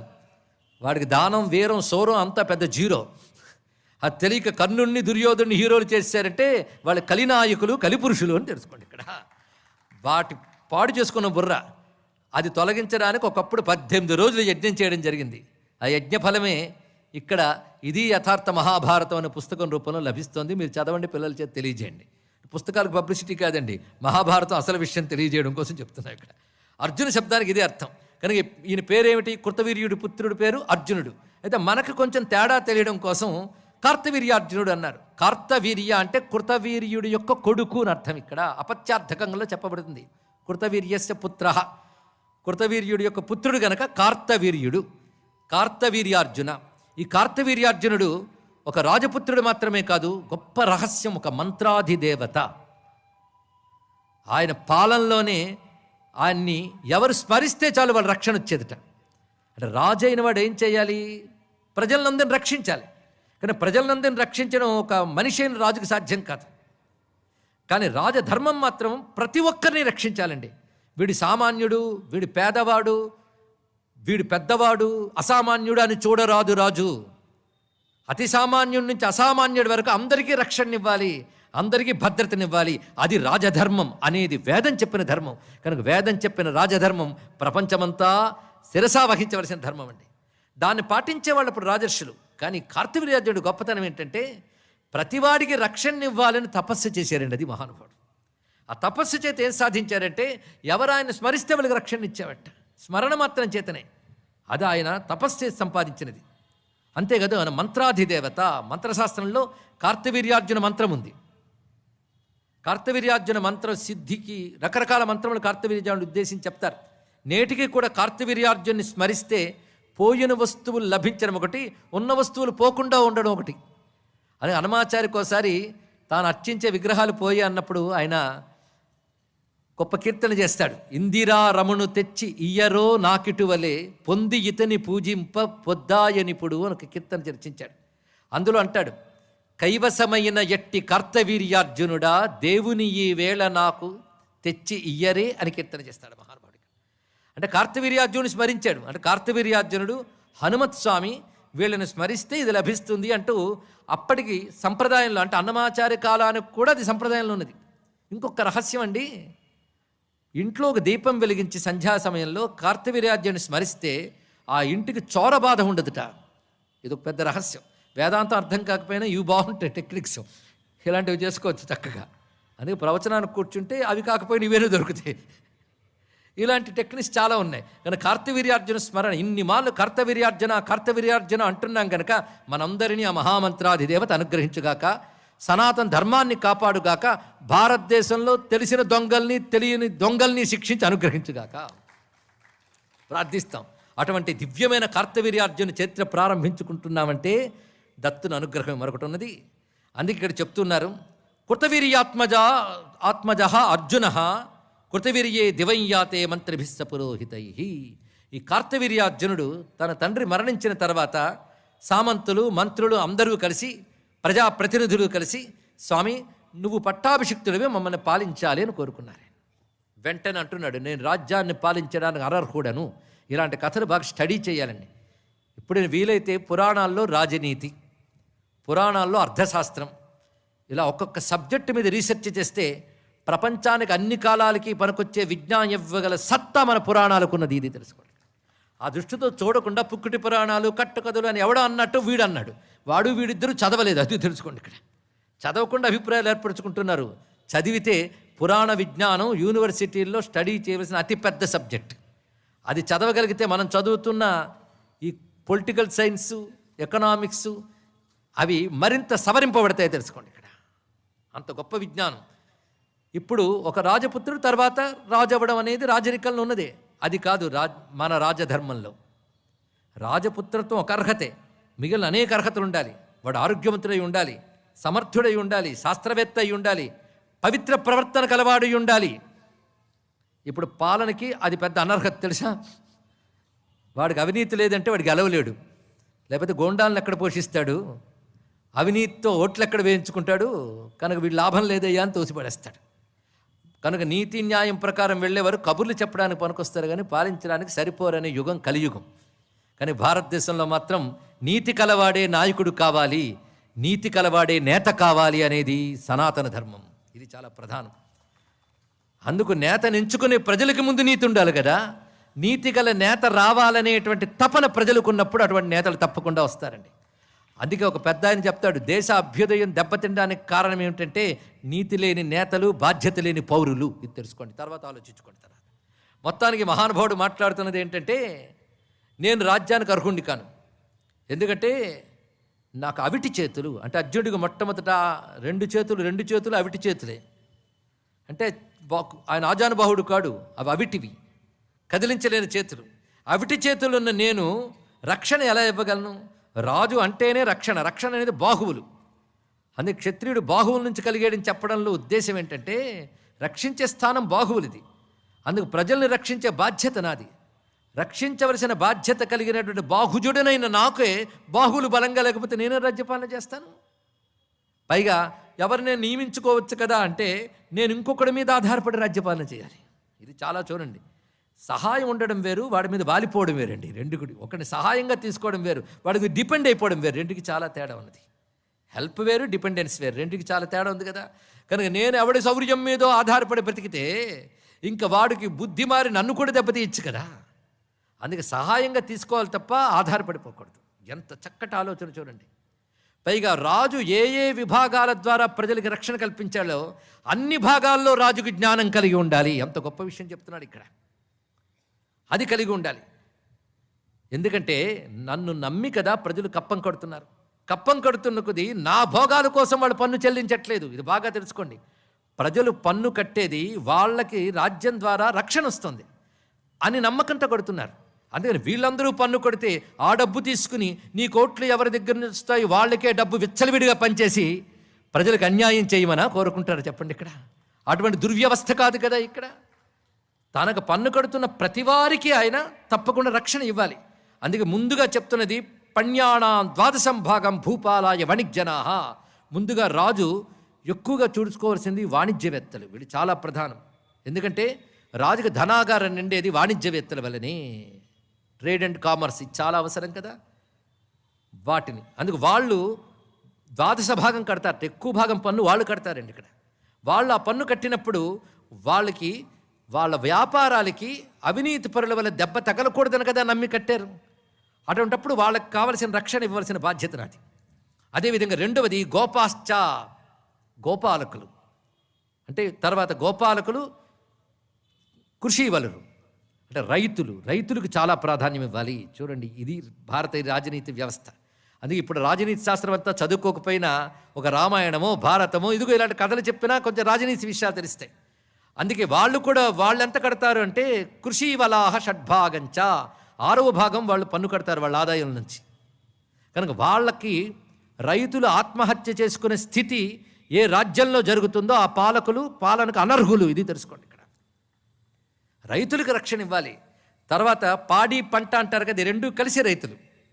అందుకే మంచి పాడి పంట రక్షణనివ్వాలి. వాళ్ళకు కూడా దొంగల బాధ లేకుండా చేయాలి. అదేవిధంగా ప్రకృతి వైపరీత్యాల వల్ల ఇవి దెబ్బ తగలకుండా చూసుకుంటూ ఉండాలి. ఒకవేళ ఏదో అదుపు తప్పిన ఉపద్రవాల వల్ల ప్రమాదం ఏర్పడితే వెంటనే వాళ్ళకి రక్షణ కల్పించగలగాలి. ఇది కృషి వనరుల పట్ల చూపించవలసింది. అదేవిధంగా అనేక మంది వృత్తులు వారు ఉంటారు. ఆ వృత్తుల వారు కూడా వాళ్ళ వృత్తుల్లోంచి ఆదాయం కడుతూ ఉంటారు. వాళ్ళ వృత్తులకు భద్రత కల్పించాలి. ఎప్పుడు ఊడిపోతుందో అని కాదు. ఒకవేళ వృత్తులు చేస్తూ ఎప్పుడు అశక్తత ఏర్పడినప్పటికీ కూడా ఇన్నాళ్ళు చేసినందుకు వాళ్ళకి భద్రత కల్పించాలి. ఇది వృత్తుల వారికి చూసుకోవాల్సింది. రెండవది యజ్ఞయాగాది క్రతువులతో, తపస్సులతో, ఉపాసనలతో ప్రకృతి వైపరీత్యాన్ని తొలగిస్తూ అసురు శక్తుల బారి పడకుండా దైవశక్తుల సహాయం జరిగేటట్టు రాజ్యాన్ని చూసుకునేటువంటి యజ్ఞ వ్యవస్థ కూడా ఉన్నది. యజ్ఞాన్ని నిర్వహించేటువంటి శాస్త్రవేత్తలు ఎవరున్నారో, యజ్ఞంలో భాగమైనటువంటి వేదాది శాస్త్రములను అధ్యయనం చేస్తూ తదనుగుణంగా నియమబద్ధమైన జీవితం గడుపుతూ ఈ క్రతువుల ద్వారా మమ్మల్ని ఎవరు కాపాడుతున్నారో వాళ్ళ క్రతువుల ఫలం మాకు ధారపోస్తారు. వాళ్ళు కూడా కొంత భాగం ధారపోస్తారటండి, పన్ను కట్టినట్టే. అవి మమ్మల్ని రక్షిస్తాయి, కనుక వాళ్ళని రక్షించాలి. దీన్ని బట్టి మీకు చూస్తే చాతుర్వర్ణ్య వ్యవస్థ ఇక్కడ వచ్చింది చూడండి. ఇదే చాతుర్వర్ణ్య వ్యవస్థ. ఈ చాతుర్వర్ణ్య వ్యవస్థ నాగరికమైన ఏ సమాజంలోనైనా ఉంటుంది. ఆ చాతుర్వర్ణ్య వ్యవస్థకి అందులో అందరికీ రక్షణ కల్పించాలి. అందుకే చాతుర్వర్ణ్య హితార్థాయ అని రామచంద్రమూర్తి గురించి చెప్తూ వాల్మీకి కూడా చెప్తాడు ఇక్కడ. అన్ని వర్ణాల వారికి రక్షణ కల్పించాలి. అంతేగా నేను పదవిలోకి వస్తే నా కులం వాళ్ళందరినీ ముఖ్యమైన పదవుల్లో పెడతాను, మిగిలిన వాళ్ళని అణచివేస్తాను, కక్షలు తీర్చుకుంటాను అన్నాడా, వాడు రాజ్యపాలనకు అనర్హుడు అని మన వేద ధర్మం చెప్తోందండి. నేనేదో లోకం చూసి మాట్లాడుతున్నాను అనుకోవద్దు, శాస్త్రం చూసి మాట్లాడుతున్నా.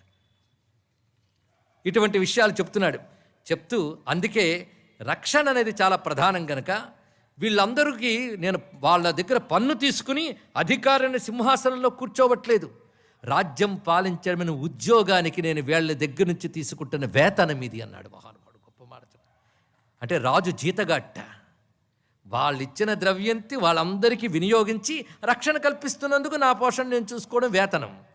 అందుకే పూర్వై రక్షణ వేతనం, నేను ఇవ్వాల్సింది అసలు పుచ్చుకుంటున్నది అది గనక నేను ఆ వేతనంకి ఎందుకు పుచ్చుకుంటున్నానో అది సార్థకం చేయాలి. అది రక్షణార్థం పుచ్చుకుంటున్న వేతనం కనుక దాన్ని సార్థకం చేయాలి. నేను అవిటి చేతులు వాడిని, నేను దేనికి పనికొస్తాను? ఈ రక్షణ చెయ్యలేను కనుక నేను రాజ్యపాలనకు అనర్హుడను, మరొక యోగ్యుణ్ణి చూసుకోండి అన్నట్టు. పదవి దొరకడమే ఆలస్యం, ఎగబడుతూ ఉన్నటువంటి కాలంలో ఇవి అర్థం అవ్వడమే కష్టం.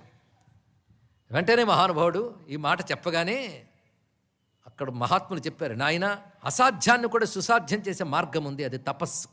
ఎందుకంటే నీకు బాహుబలం లేకపోవచ్చు కానీ బుద్ధిబలం గొప్పగా ఉంది. ఎంత సంస్కారం లేకపోతే ఇలా మాట్లాడతాం? ఇలాంటి సంస్కారం ఉన్నవాడు రాజు అయితే ఆ దేశం అదృష్టం చేసుకున్నట్లే. అందుకు నువ్వు రాజువు కావాలి, తపస్సుతో ఏదైనా సాధించవచ్చు కనుక నువ్వు తపస్సును ఆచరించు అంటే తస్మాద్యది తపస్త్వత్వా ప్రాప్సే యోగిత్వమిప్సితం. ఎందుకంటే ఒక్కొక్కప్పుడు ప్రారబ్ధవశాత్తు కొన్ని మనకు లభించవు, అప్పుడు తపస్సుతో దాన్ని సాధించవచ్చు. అందుకు నీకు ప్రారబ్ధవశాత్తు అవిటితనం ఏర్పడినంత మాత్రాన నువ్వు రాజ్యానికి అనర్హుడు అనుకోకుండా తపస్సుతో దాన్ని తొలగించుకునే ప్రయత్నం చెయ్యి అన్నాడు. అనగానే ఎలా ఏమిటో ఆలోచిస్తున్నాడు ఇక్కడ. అప్పుడు ఉన్న మహర్షుల్లో ఒక ఆయన లేచేటండి. ఆయన పేరు గర్గ మహర్షి. ఈ గర్గుడు ఎప్పటివాడో చూడండి. కార్తవీర్యార్జునుడు అంటే రామచంద్రమూర్తికి కూడా పూర్వీకుడు. ఎప్పటివాడు ఆయన కొన్ని వేల ఏళ్ళు రాజ్యపాలన చేసాడని పురాణాల లెక్క. 1000 ఏళ్ళు మీరు ఒప్పుకోలేకపోతే ఎక్కువ కాలం అనుకోండి సరిపోతుంది ఇక్కడ. అటువంటి వాడు. ఆయన సమయంలోనే రావణాసురుడు వెళ్ళి కార్తవీర్యాన్ని పట్టుకోవాలని ప్రయత్నించడం, ఆయన చంకలో ఇరికించి బంధించడం పెద్ద కథ రామాయణంలో కనబడుతుంది మనకి. ఎప్పటివాడు కార్తవీర్యార్జునుడు. ఆ సమయంలో గర్గమహాముని ఉన్నాడు. ఈయన ఎవరో కాదు, ఆయనే కృష్ణ పరమాత్మకు పేరు పెట్టిన ఆయన.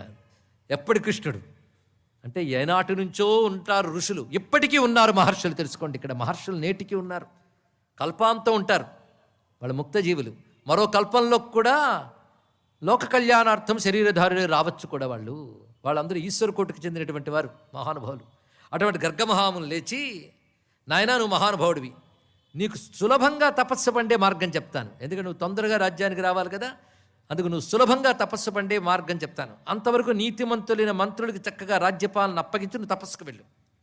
సులభంగా తపస్సు పండే మార్గం. ఎప్పుడైనా తపస్సు ఫలించాలంటే ఇంట్లో గదిలో కూర్చుంటే కాదండి, దివ్యధామాలకు వెళ్ళాలి. తపస్సు శీఘ్రంగా ఫలించాలన్నా, పూర్ణంగా ఫలించాలన్నా. అందుకు నువ్వు ఇక్కడి నుంచి తిన్నగా సహ్యాద్రి పర్వతాలకు వెళ్ళు. ఆ సహ్యాద్రి పర్వతంలో మహానుభావుడైనటువంటి నారాయణుడు పూర్ణావతారంగా అక్కడున్నాడు. దత్తాత్రేయం మహాభాగం సహ్యద్రోణీకృతాశ్రమం. ఆ సహ్యపర్వత శ్రేణుల్లో ఆయన ఆశ్రమ నిర్మాణం చేసుకుని ఉన్నాడు. ఆయన వద్దకు వెళ్ళు. ముల్లోకాల్లో ఆయన కంటే ఆరాధింపదగినవాడు లేడు సుమా. ఆయన్ని ఆశ్రయించు. ఆయన ఎలా ఉంటాడంటే యోగయుక్తం, ఎప్పుడు యోగంలోనే ఉంటాడు ఆయన. అంటే ఎప్పుడు స్వాత్మస్థితిలోనే ఆయన ఉంటాడు. ఇక్కడ మహాత్మానం సర్వత్ర సమదర్శనం, అంతటా సమదృష్టి కలిగి ఉంటాడు. అంతటా సమదృష్టి అంటే అంతటా సమముగా ఉన్న ఆత్మయే తాననేటువంటి దృష్టి. అటువంటి స్వరూపడతను ఆయన. ఎవడంటే విష్ణువరంశం జగద్ధాతు అవతీర్ణం మహీతలే అని సాక్షాత్ నారాయణ అవతారము. ఆయన్ని ఆరాధించే ఇంద్రుడంతటి వాడు కూడా లోకక్షేమం కలిగించాడు. ఇంద్రవృత్తాంతాన్ని ఎందుకు గుర్తు చేశాడు? అంతేగాని ఫలానా యోగి ఫలానా ముని ఆయన్ని ఆశ్రయించాడని చెప్పలేదు. ఇంద్రుడు ఆయన్ని ఆశ్రయించాడని చెప్పడానికి కారణం ఏంటంటే యోగులు జ్ఞానులు మోక్షం కోసం ఆశ్రయించారు. ఇంద్రుడు రాజ్యక్షేమం కోసం దేశక్షేమం కోసం ఆశ్రయించాడు. ఇప్పుడు దేశక్షేమం కోసం రాజ్యక్షేమం కోసం కనుక ఇంద్రుడిని ఉదాహరణగా చెప్పాడు. ఎప్పుడు ఏది మాట్లాడాలో తెలియాలండి ఇక్కడ. అందుకని బోల్డ్ అంత బైరాగులు ఆయన దగ్గరికి వెళ్తూ ఉంటారు కనుక నువ్వే వెళ్ళి తపస్సు చేయంటే నేను ఎందుకు ఇప్పుడు బైరాగినా ఏంటి అంటాడు ఈయన. కానీ రాజ్యక్షేమం కోసం లోకక్షేమం కోసం ఇంద్రుడు ఆశ్రయిస్తే ఈయన వల్ల లోకాలను రక్షించగలిగాడు కనుక నువ్వు కూడా అందుకు వెళ్ళు అని చెప్పాడు. వెంటనే ఆనందంగా ఆ దత్తాత్రేయుని మహిమ నాకు తెలియజేయండి అని అడిగాడు. అప్పుడు జంభాసుర వధ మొదలైన వృత్తాంతాల్ని తెలియజేశాడు. దేవతలకు అభయం ఇచ్చాడయ్యా. అప్పుడు దేవతలు ఆయనకు నమస్కరించి స్తోత్రం చేశారు, ఆయన వల్ల అనుగ్రహాన్ని పొందుతూ అంటూ మొత్తం వృత్తాంతం చెప్పి దేవతలు చేసినటువంటి దత్తాత్రేయ స్తుతిని అద్భుతంగా ఇక్కడ చెప్తాడు గర్గ మహర్షి. 1-2 శ్లోకాలు అనుకుందాం మహిమాన్వితము కనుక. జయ కృష్ణ జగన్నాథ దైత్యాంతక హరే ప్రభో నారాయణాచ్యుతానంత వాసుదేవ అక్షయ అజరా నమో భగవతే తస్మై కృష్ణాయ అమలకీర్తయే విశ్వరూపాయ విశ్వాయ విశ్వోత్పత్త్యవ్యయాయ చ నమస్తస్మై పరేశాయ సర్వాధ్యక్షాయ సాక్షిణే ఆత్మారామాయ రామాయ యోగినాం పతయే నమః. ఇందులో విష్ణు అంటున్నారు, నారాయణ అన్నారు, కృష్ణ అనే మాట వినబడింది, రామ అనే మాట వినబడింది. చూడండి, అంటే ఎవడు నారాయణుడో ఎవడు కృష్ణుడో ఎవడు రాముడో వాడే దత్తాత్రేయ స్వామివారు. అంతేకాదు రామకృష్ణ 2 తత్వముల్లో దత్తతత్వం కనబడుతోందని కూడా అవగాహన చేసుకోవాల్సింది. మొత్తానికి దత్తాత్రేయ ఆరాధన అంటే రామారాధన, కృష్ణారాధన, విష్ణువారాధన, శివారాధన, బ్రహ్మారాధన, సర్వదేవతారాధన తెలుసుకోండి. ఇక్కడ సర్వదేవతాత్మకుడు దత్తాత్రేయ స్వామివారు. అంటే త్వంచాపి రాజపుత్ర ఆశుతం ఆరాధయా, వెంటనే వెళ్ళి దత్తాత్రేయ స్వామిని ఆరాధించు. ఇత్థం స్వైశ్వర్యమతులం తత్ప్రాప్తం కృతవీర్యజ, ఇంకా గొప్ప ఐశ్వర్యాన్ని ఆయన ద్వారా పొందు అనగానే గర్గముని మాట పట్టుకుని కార్తవీర్యార్జునుడు తిన్నగా సహ్యపర్వతాలకు చేరుకున్నాడు. కానీ చిత్రం ఏంటంటే అంత తేలిగ్గా దొరకలేదు ఆయన తిరగ్గా కనబడ్డాడు, కానీ చాలా జుగుప్సాకరమైన శరీరంతో కనబడ్డాడు. ఒక పిచ్చివాడి వలె, పైగా ఏకలు తోలుకుంటున్న శరీరం, దుమ్ము పట్టుంది, అసహ్యకరంగా మద్యము మాంసము తింటూ ఉన్నట్ట. కానీ గర్గుడు ముందే చెప్పి పంపించాడు, అలా కనబడ్డా నువ్వు పట్టు వదలకు, ఆయన పాదాలు వదలకు. గురువు అనగానే నువ్వు ఒక సీన్ వస్తుంది నీకు, అలా కూర్చొని అలా విభూతి పట్టీలో నిలువు పట్టులో ఏదో పెట్టుకుని కాషాయ వస్త్రాలు వెచ్చుకొని ఏ శిష్యుడు వస్తాడా అని ఎదురు చూస్తూ ఉన్న గురువు మనకు కనబడతాడు. ఇతడా ఎవడి దగ్గరికి రాకూడదని ప్రవర్తిస్తున్నాడు. అందుకని పట్టుకోవడం మహాకష్టం సుమా. ఇక్కడ అదృష్టమంతా గర్గ రూపంలో ఆయనకు లభించిందండి. ఆ గర్గుడు ముందు ఇన్స్ట్రక్షన్స్ ఇచ్చేశాడు. ఆ విధంగా ఉన్నాను పట్టు వదలకు అని గర్గమహాముని చెప్పడం చేత ఆ రూపం కనబడ్డా నన్ను పరీక్షిస్తున్నాడు స్వామి. పరీక్షించడం అంటే ఇంకా నేను ఆయన దర్శనం పొందడానికి అర్హత రాలేదు, ఇలాగైనా కనబడ్డాడంటే ఎంతో అంత అర్హత ఉంది అని అనుకున్నవాడి వదలకుండా ఆయన వద్దే కూర్చుని, ఆయన మాంసం తింటానంటే మాంసం ఇచ్చేవట, మద్యం అంటే మద్యం ఇస్తున్నట్ట, ఇలా సేవిస్తున్నాడు. ఆయన విడిచిపెట్టట్లేదు. ఆయన తిట్టి కొడుతున్నా ఆయన వెంట తిరుగుతున్నాడు. ఆయన నమో నమః నమో నమః అంటూ ఆఖరికి ఒకసారి ఆయన కూర్చుని, ఎందుకయ్యా నా వెంట పడతావు, ఇంత జుగుప్సాకరమైన నన్ను పట్టుకుని ఏదో కావాలని వచ్చినట్టున్నా, నువ్వు ఎక్కడికైనా వెళ్ళి అడగచ్చు. అడిగేటప్పుడు వాడు సమర్థుడు అవునా కాదో చూడాలి. ఇలాంటి అసమర్థుడు, ఇటువంటి జుగుప్సాకరమైన ప్రవర్తన కలిగినటువంటి నేను నీకే విధంగా సహాయపడతానయ్యా?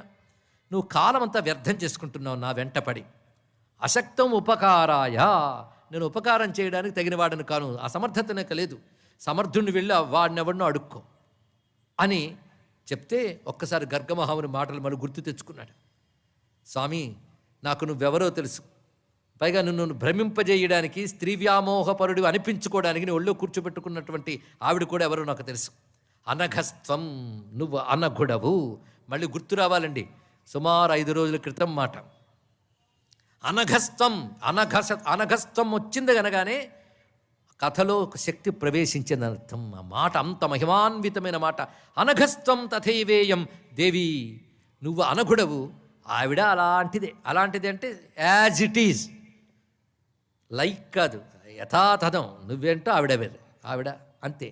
నువ్వు అనఘహ అయితే ఆవిడ అనఘా అంతే, ఇద్దరు ఒకటే. అంటే దోషరహితులు.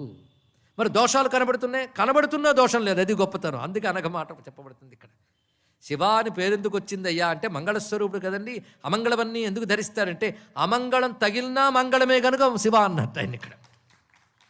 అలాగే బయట వాళ్ళకు చూడడానికి దోషాలు అనిపించే వాళ్ళని ఒంట పూసుకున్నా నీకు ఏ దోషము లేదు, నిర్లేపుడు. అందుకు నువ్వు అనఘ, నీ తత్వమే అనఘ. ఈ పేరంటే చాలా మాఘాలు పోతాయి అని నమస్కరిస్తూ, ఇక నీ చేతులు ఉన్న వారిని ఉన్నదే అది ఆనందం. పట్టుకున్న మద్యము నిరంతర ఆనంద రసాస్వాదనకి సంకేతం అంటూ తత్వ వ్యాఖ్యానం చేశాడు ఆయన. అనగానే ఒక్కసారి చిరునవ్వు నవ్వి, ఓ పట్టేవే, నేను ఇవాళ నిన్ను అనుగ్రహించిన కారణం ఏంటంటే నా రహస్యనామం నీ నోట పలికింది అందుకు అన్నాడండి. చాలా గొప్ప విషయం ఇక్కడ చూపిస్తున్నాడు. దేవతలు అన్నారంటే వాళ్ళు దేవతలు ఎలాగో అంటారు. ఒక రాజు వచ్చి అనఘస్తం అన్నాడు.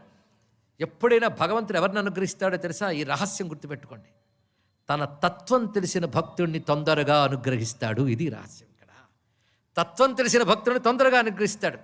అందుకే తేషాం జ్ఞానీ నిత్యయుక్త అని చతుర్విధ భక్తుల్లో చతుర్విధా భజంతేమో శ్లోకంలో చెప్పాడు కదా. ఆర్తో జిజ్ఞాసనర్థాతి జ్ఞాని చ భరతర్షభ అనే శ్లోకంలో తేషాం జ్ఞాని నిత్యయుక్త, అందులో జ్ఞాని అంటే ఆయనకి ఇష్టంట. అందుకే తత్వం తెలిసిన భక్తుడు భగవద్ అనుగ్రహానికి ప్రథమ పాత్రుడు, ప్రధాన పాత్రుడు. అంతేకాదు అహం సచ మమ ప్రియ, వాడికి నేనిష్టం నాకు వాడిష్టం అన్నాడు. అంత గొప్పగా చెప్పాడండి ఇక్కడ. ఇంకో మాట అంటాడు మించిపోయి, వాడికి నాకు భేదమే లేదన్నాడు. అందుకే తత్వజ్ఞాని అయిన భక్తుడు సామాన్యం కాదు. అందుకే భక్తులందరిలోకి తత్వము తెలిసిన భక్తుడు చాలా గొప్పవాడు. భగవంతుడికి వాడంటేనే ఇష్టం. అందుకే మొత్తం దత్తాత్రేయ తత్వాన్ని 3 అక్షరాల్లో చెప్పేశావు నువ్వు. అనఘ, నా తత్వమే అది. అలా అన్నాడు. ఎప్పుడో అనఘ అనే మాట నచ్చడం చేత ఒక్కసారి తన స్వరూపాన్ని ప్రదర్శించాడండి. అద్భుతమైన ఆశ్రమం అది, నిర్మలమైనటువంటి ఆశ్రమం. ఎంతవరకు నా వాతావరణం మారిపోయింది. అద్భుతమైనటువంటి ఆశ్రమ ప్రాంతంలో ఒక ఔదుంబర వృక్షం, దాని మూలంలో కూర్చున్నాడు మహా కాంతులతో, 3 ముఖాలతో 6 చేతులతో స్వామి భాషిస్తూ మందహాసం చేస్తూ గోచరించి కార్తవీర్య మహావీర వశీకృత మహీతల, సర్వభూమండలాన్ని వశం చేసుకున్న మహావీరుడా కార్తవీర్య అన్నాడు. నాకు వీరత్వం లేదు మొర్రో అంటే ఈ మాట ఎందుకన్నాడు? భూమండలాన్ని వశం చేసుకున్నవాడా అని ఎందుకన్నాడు అంటే, వశం చేసుకున్నవాడా అంటే స్వామి నోట ఏదొస్తో అదే జరుగుతుంది అంటే అది జరగబోతుంది అనమాట. అందుకు దాన్ని సంబోధించాడు ఇక్కడ. ఎందుకంటే కుబ్జను పట్టుకుని కృష్ణుడు అల్లే సుందరి అన్నాడు. గూనిదాన్ని పట్టుకుని అందగత్తే అంటావంటే అంటే నేనేంటంటే జరుగుతుంది కనుక అదే అన్నాడు భావంభావుడు ఇక్కడ. ఆయన సత్యనారాయణుడు కదండి, ఆయన ఏమిటంటే అదే వస్తుంది. అదేవిధంగా ఇక్కడ కార్తవీర్య మహావీర్య వశీకృత మహీతల వరం వృణీష్వ, నీకు కావలసిన వరం ఇచ్చేస్తాను. ఎందుకంటే గుహ్యం మే నామ త్వయా ఉదీరితం, నా రహస్యనామం నువ్వు అన్నావు గనక నాకు సంతోషం కలిగి గ్రాంట్ చేసేసాను, నీకేం వరం కావాలో కోరుకున్నాడు. ఎంత సులభంగా దొరికిపోయిందండి. అంటే అనఘానామంతో స్వామిని ఆరాధిస్తే సులభ ప్రసన్నుడవుతాడు అని మనకు తెలుస్తుంది. దీన్ని బట్టి మరో గ్రంథాంతరంలో ఇదే వృత్తాంతం చెప్పబడుతున్నది.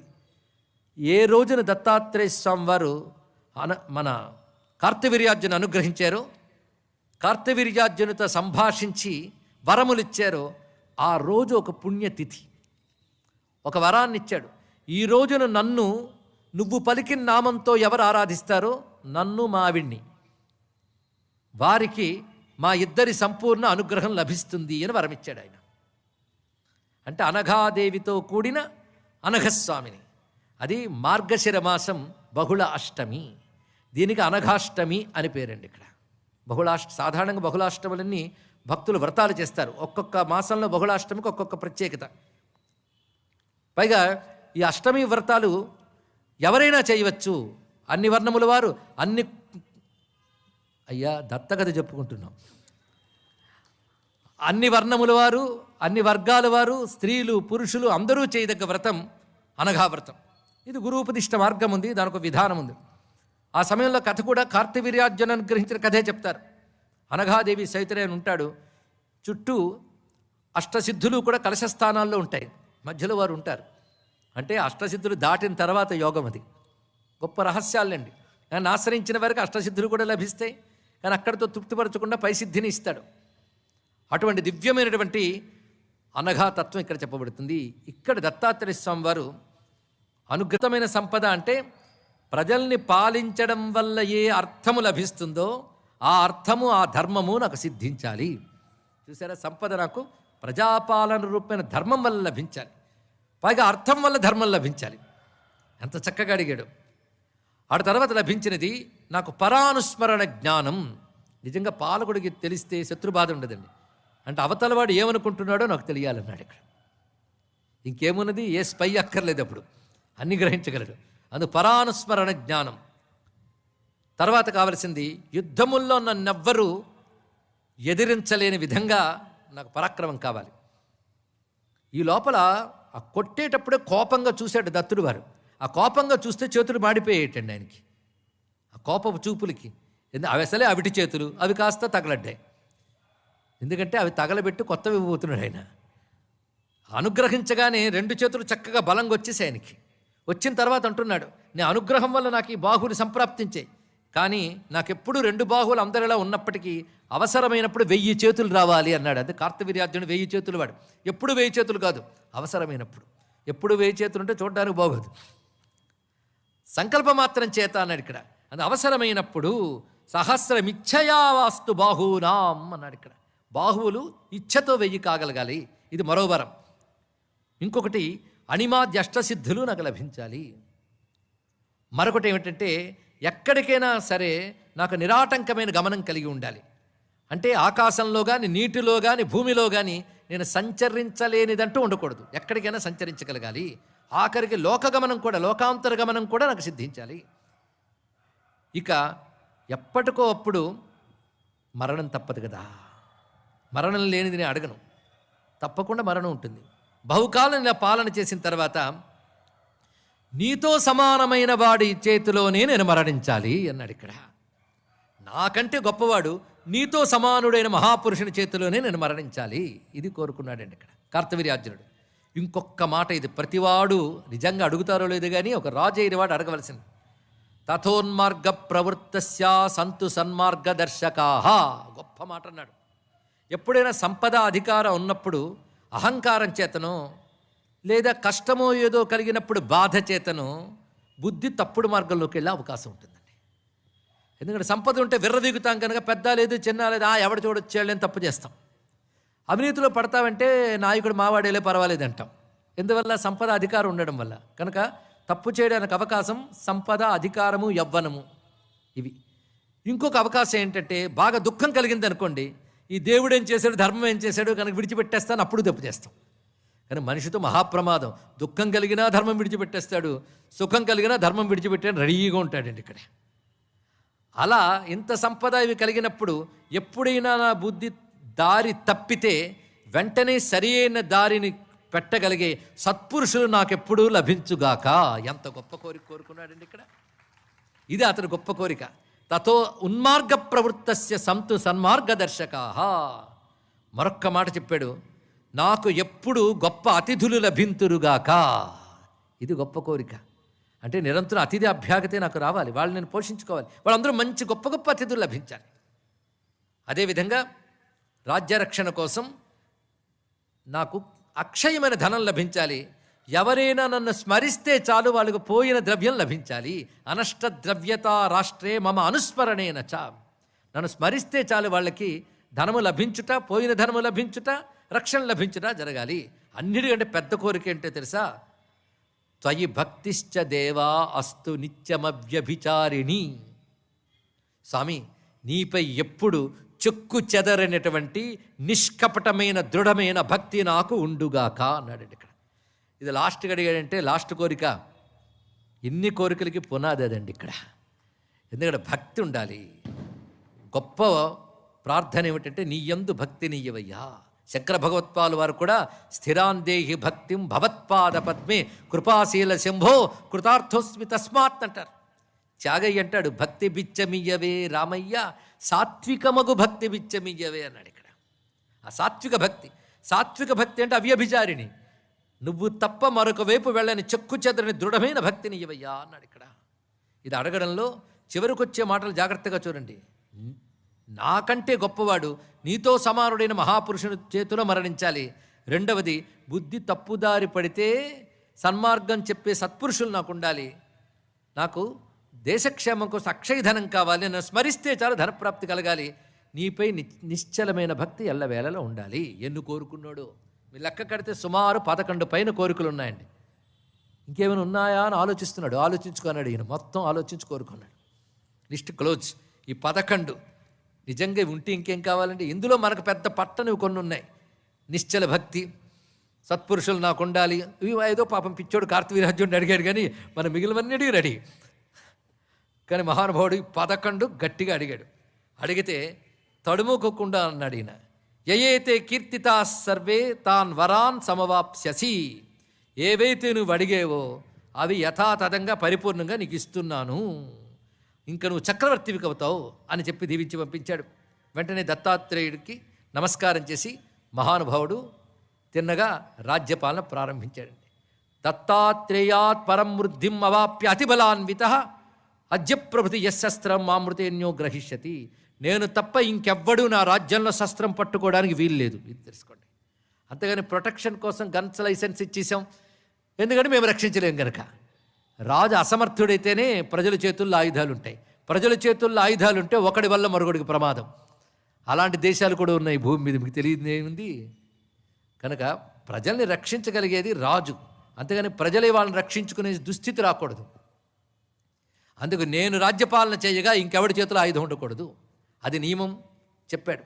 ఈ విధంగా రాజ్యంలో మొత్తం ఆయన ధర్మ పద్ధతిని ఏర్పరిచి ప్రతివాడిని రక్షిస్తూ ముందు చెప్పినట్లుగా ఎవరెవరైతే క్షత్రియులు, వాణిజ్యవేత్తలు, కృషివలురు, ఉత్పత్తిదారులు, విప్రులు ఉన్నారో వారందరికీ రక్షణ కల్పిస్తున్నా అన్న అభయమిచ్చి ఆ మహానుభావుడు గొప్పగా రాజ్యపాలన చేశాడు.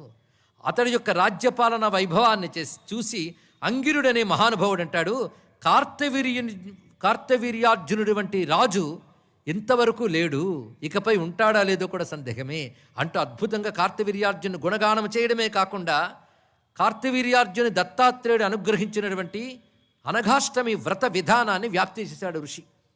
అప్పుడు కార్తవీర్యార్జున ఏలుబడిలో సమస్త భూమండలము కూడా దత్తాత్రేయ భక్తులై దత్తాత్రేయ వ్రతములు ఆచరిస్తూ చక్కగా క్షేమంగా ఉన్నారు. ఈ కార్తవీర్యార్జునుడు తరచూ సహ్యాద్రి పర్వత శ్రేణులకు వెళ్ళేవాడండి. ఆయన వెళ్ళి స్వామివారిని దర్శించుకునేవాడు. స్వామి ఇదివరకుట్లా పరీక్షలు పెట్టకుండా కూర్చుని కబుర్లు అడివాడు. ఎన్నో రకాల ధర్మ సందేహాలు కానీ శాస్త్ర చర్చలు కానీ చేస్తే చక్కగా పరిష్కారాలు చెప్తూ మాట్లాడేవాడు ఆయన. ఇలా బహుకాలం గడిచింది. కదాచిత్ ధర్మశాస్త్రాన్ని యోగశాస్త్రాన్ని చైవహి శృణోతి భగసో విప్రం సేవతే చ పునఃపునః. అంతేగా దత్తాత్రేయుని సేవించి ఒక్కొక్కటి ధర్మశాస్త్రాల గురించి, మంత్రశాస్త్రం, యోగశాస్త్రం ఇత్యాది విషయాలు ఇవన్నీ చర్చ చేసేవాడు. ఆయన ద్వారా తెలుసుకునేవాడు. ఎంత ధన్యుడండి, సాక్షాత్ పరమాత్మతో కూర్చొని శాస్త్ర చర్చలు చేసుకుని విషయాలు తెలుసుకుని వచ్చేవాడు.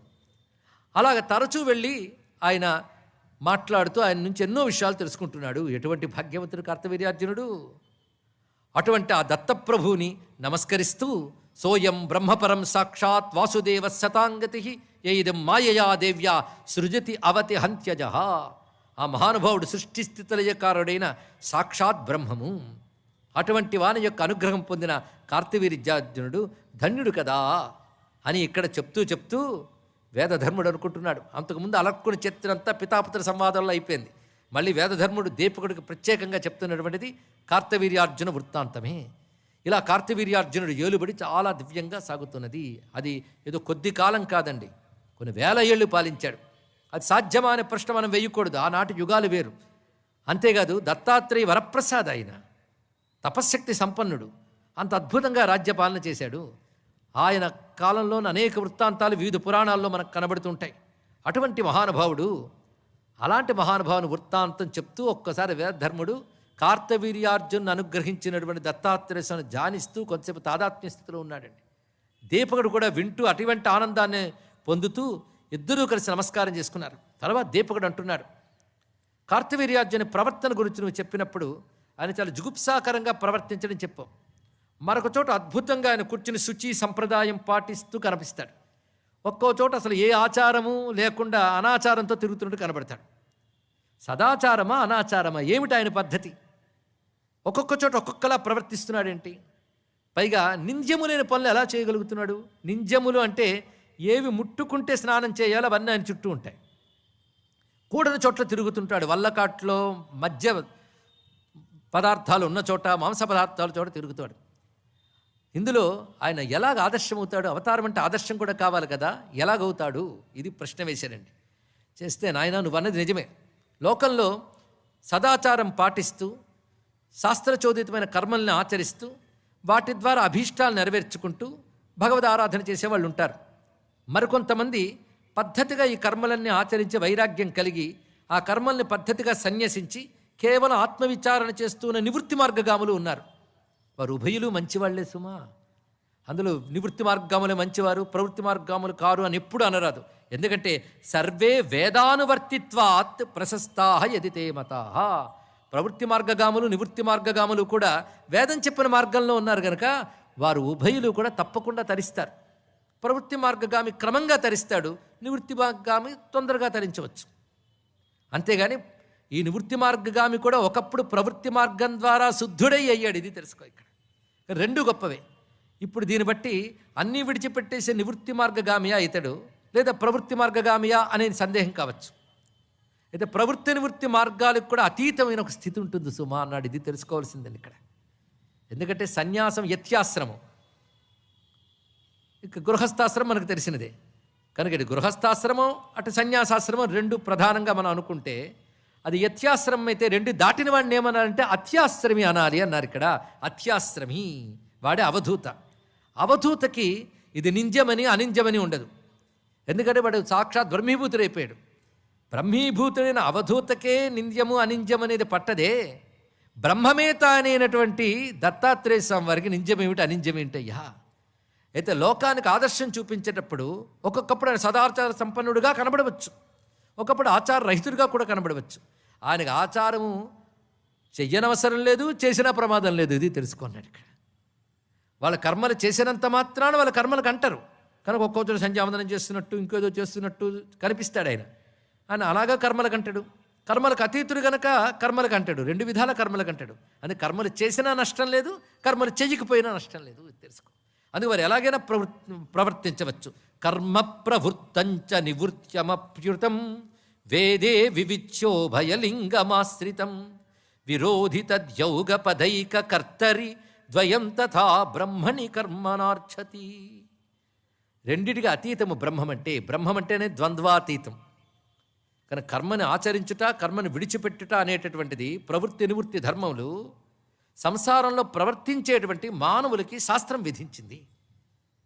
కానీ భగవంతుడు మానవుడా, ఉపాధులు కలిగినవాడా, ఉపాధులకు అతీతుడు అంటే ద్వంద్వాతీతుడు. ద్వంద్వాతీతుని బ్రహ్మమునికి వేరే పడతాయి చెప్పు. అందుకే సర్వస్య జగత సాక్షాత్ ఆత్మ యోగీశ్వరో హరి యోంతశ్చరిత సోధ్యక్షో లీలయైవాత్మ విగ్రహ.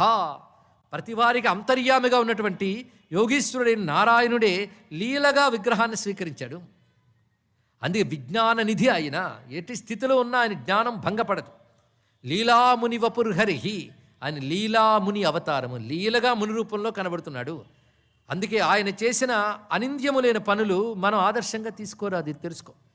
దత్తుల వారు మద్యపానం చేయొచ్చు, దత్తులే చేశాడు నేను చేస్తానంటే భ్రష్టుడి వైపుతో జాగ్రత్త అన్నాడు ఇక్కడ. కనుక మహాత్ములు చేసిన విషయంలో అవి విని ఒక నమస్కారం చేయి, అవి ఆచరిస్తాను, ముందుకు రాకు. కృష్ణ పరమాత్మ రాసలీలా వైభవం చెప్పిన తర్వాత సుఖయోగిందుడు ఏ హెచ్చరిక పరీక్ష మహారాజుతో చేస్తాడో అదే శ్లోకం యథాతథంగా ఇక్కడ పెట్టబడిందండి. ఈశ్వరాణం వచస్తథ్యం తథైవాచరితం క్వచిత్ తత్ర యత్స్వపోయుక్తం ధృతిమాం తత్సమాచరేత్. ఎప్పుడైనా సరే ఈశ్వర కోటికి చెందినటువంటి వారు చెప్పినట్టల్లా చేయాలి, వాళ్ళు చేసినట్టల్లా చేయకూడదు సుమా అన్నాడు ఇక్కడ. వాళ్ళ చేతలు ద్వంద్వాతీతములు, వాళ్ళు ఈశ్వరులు.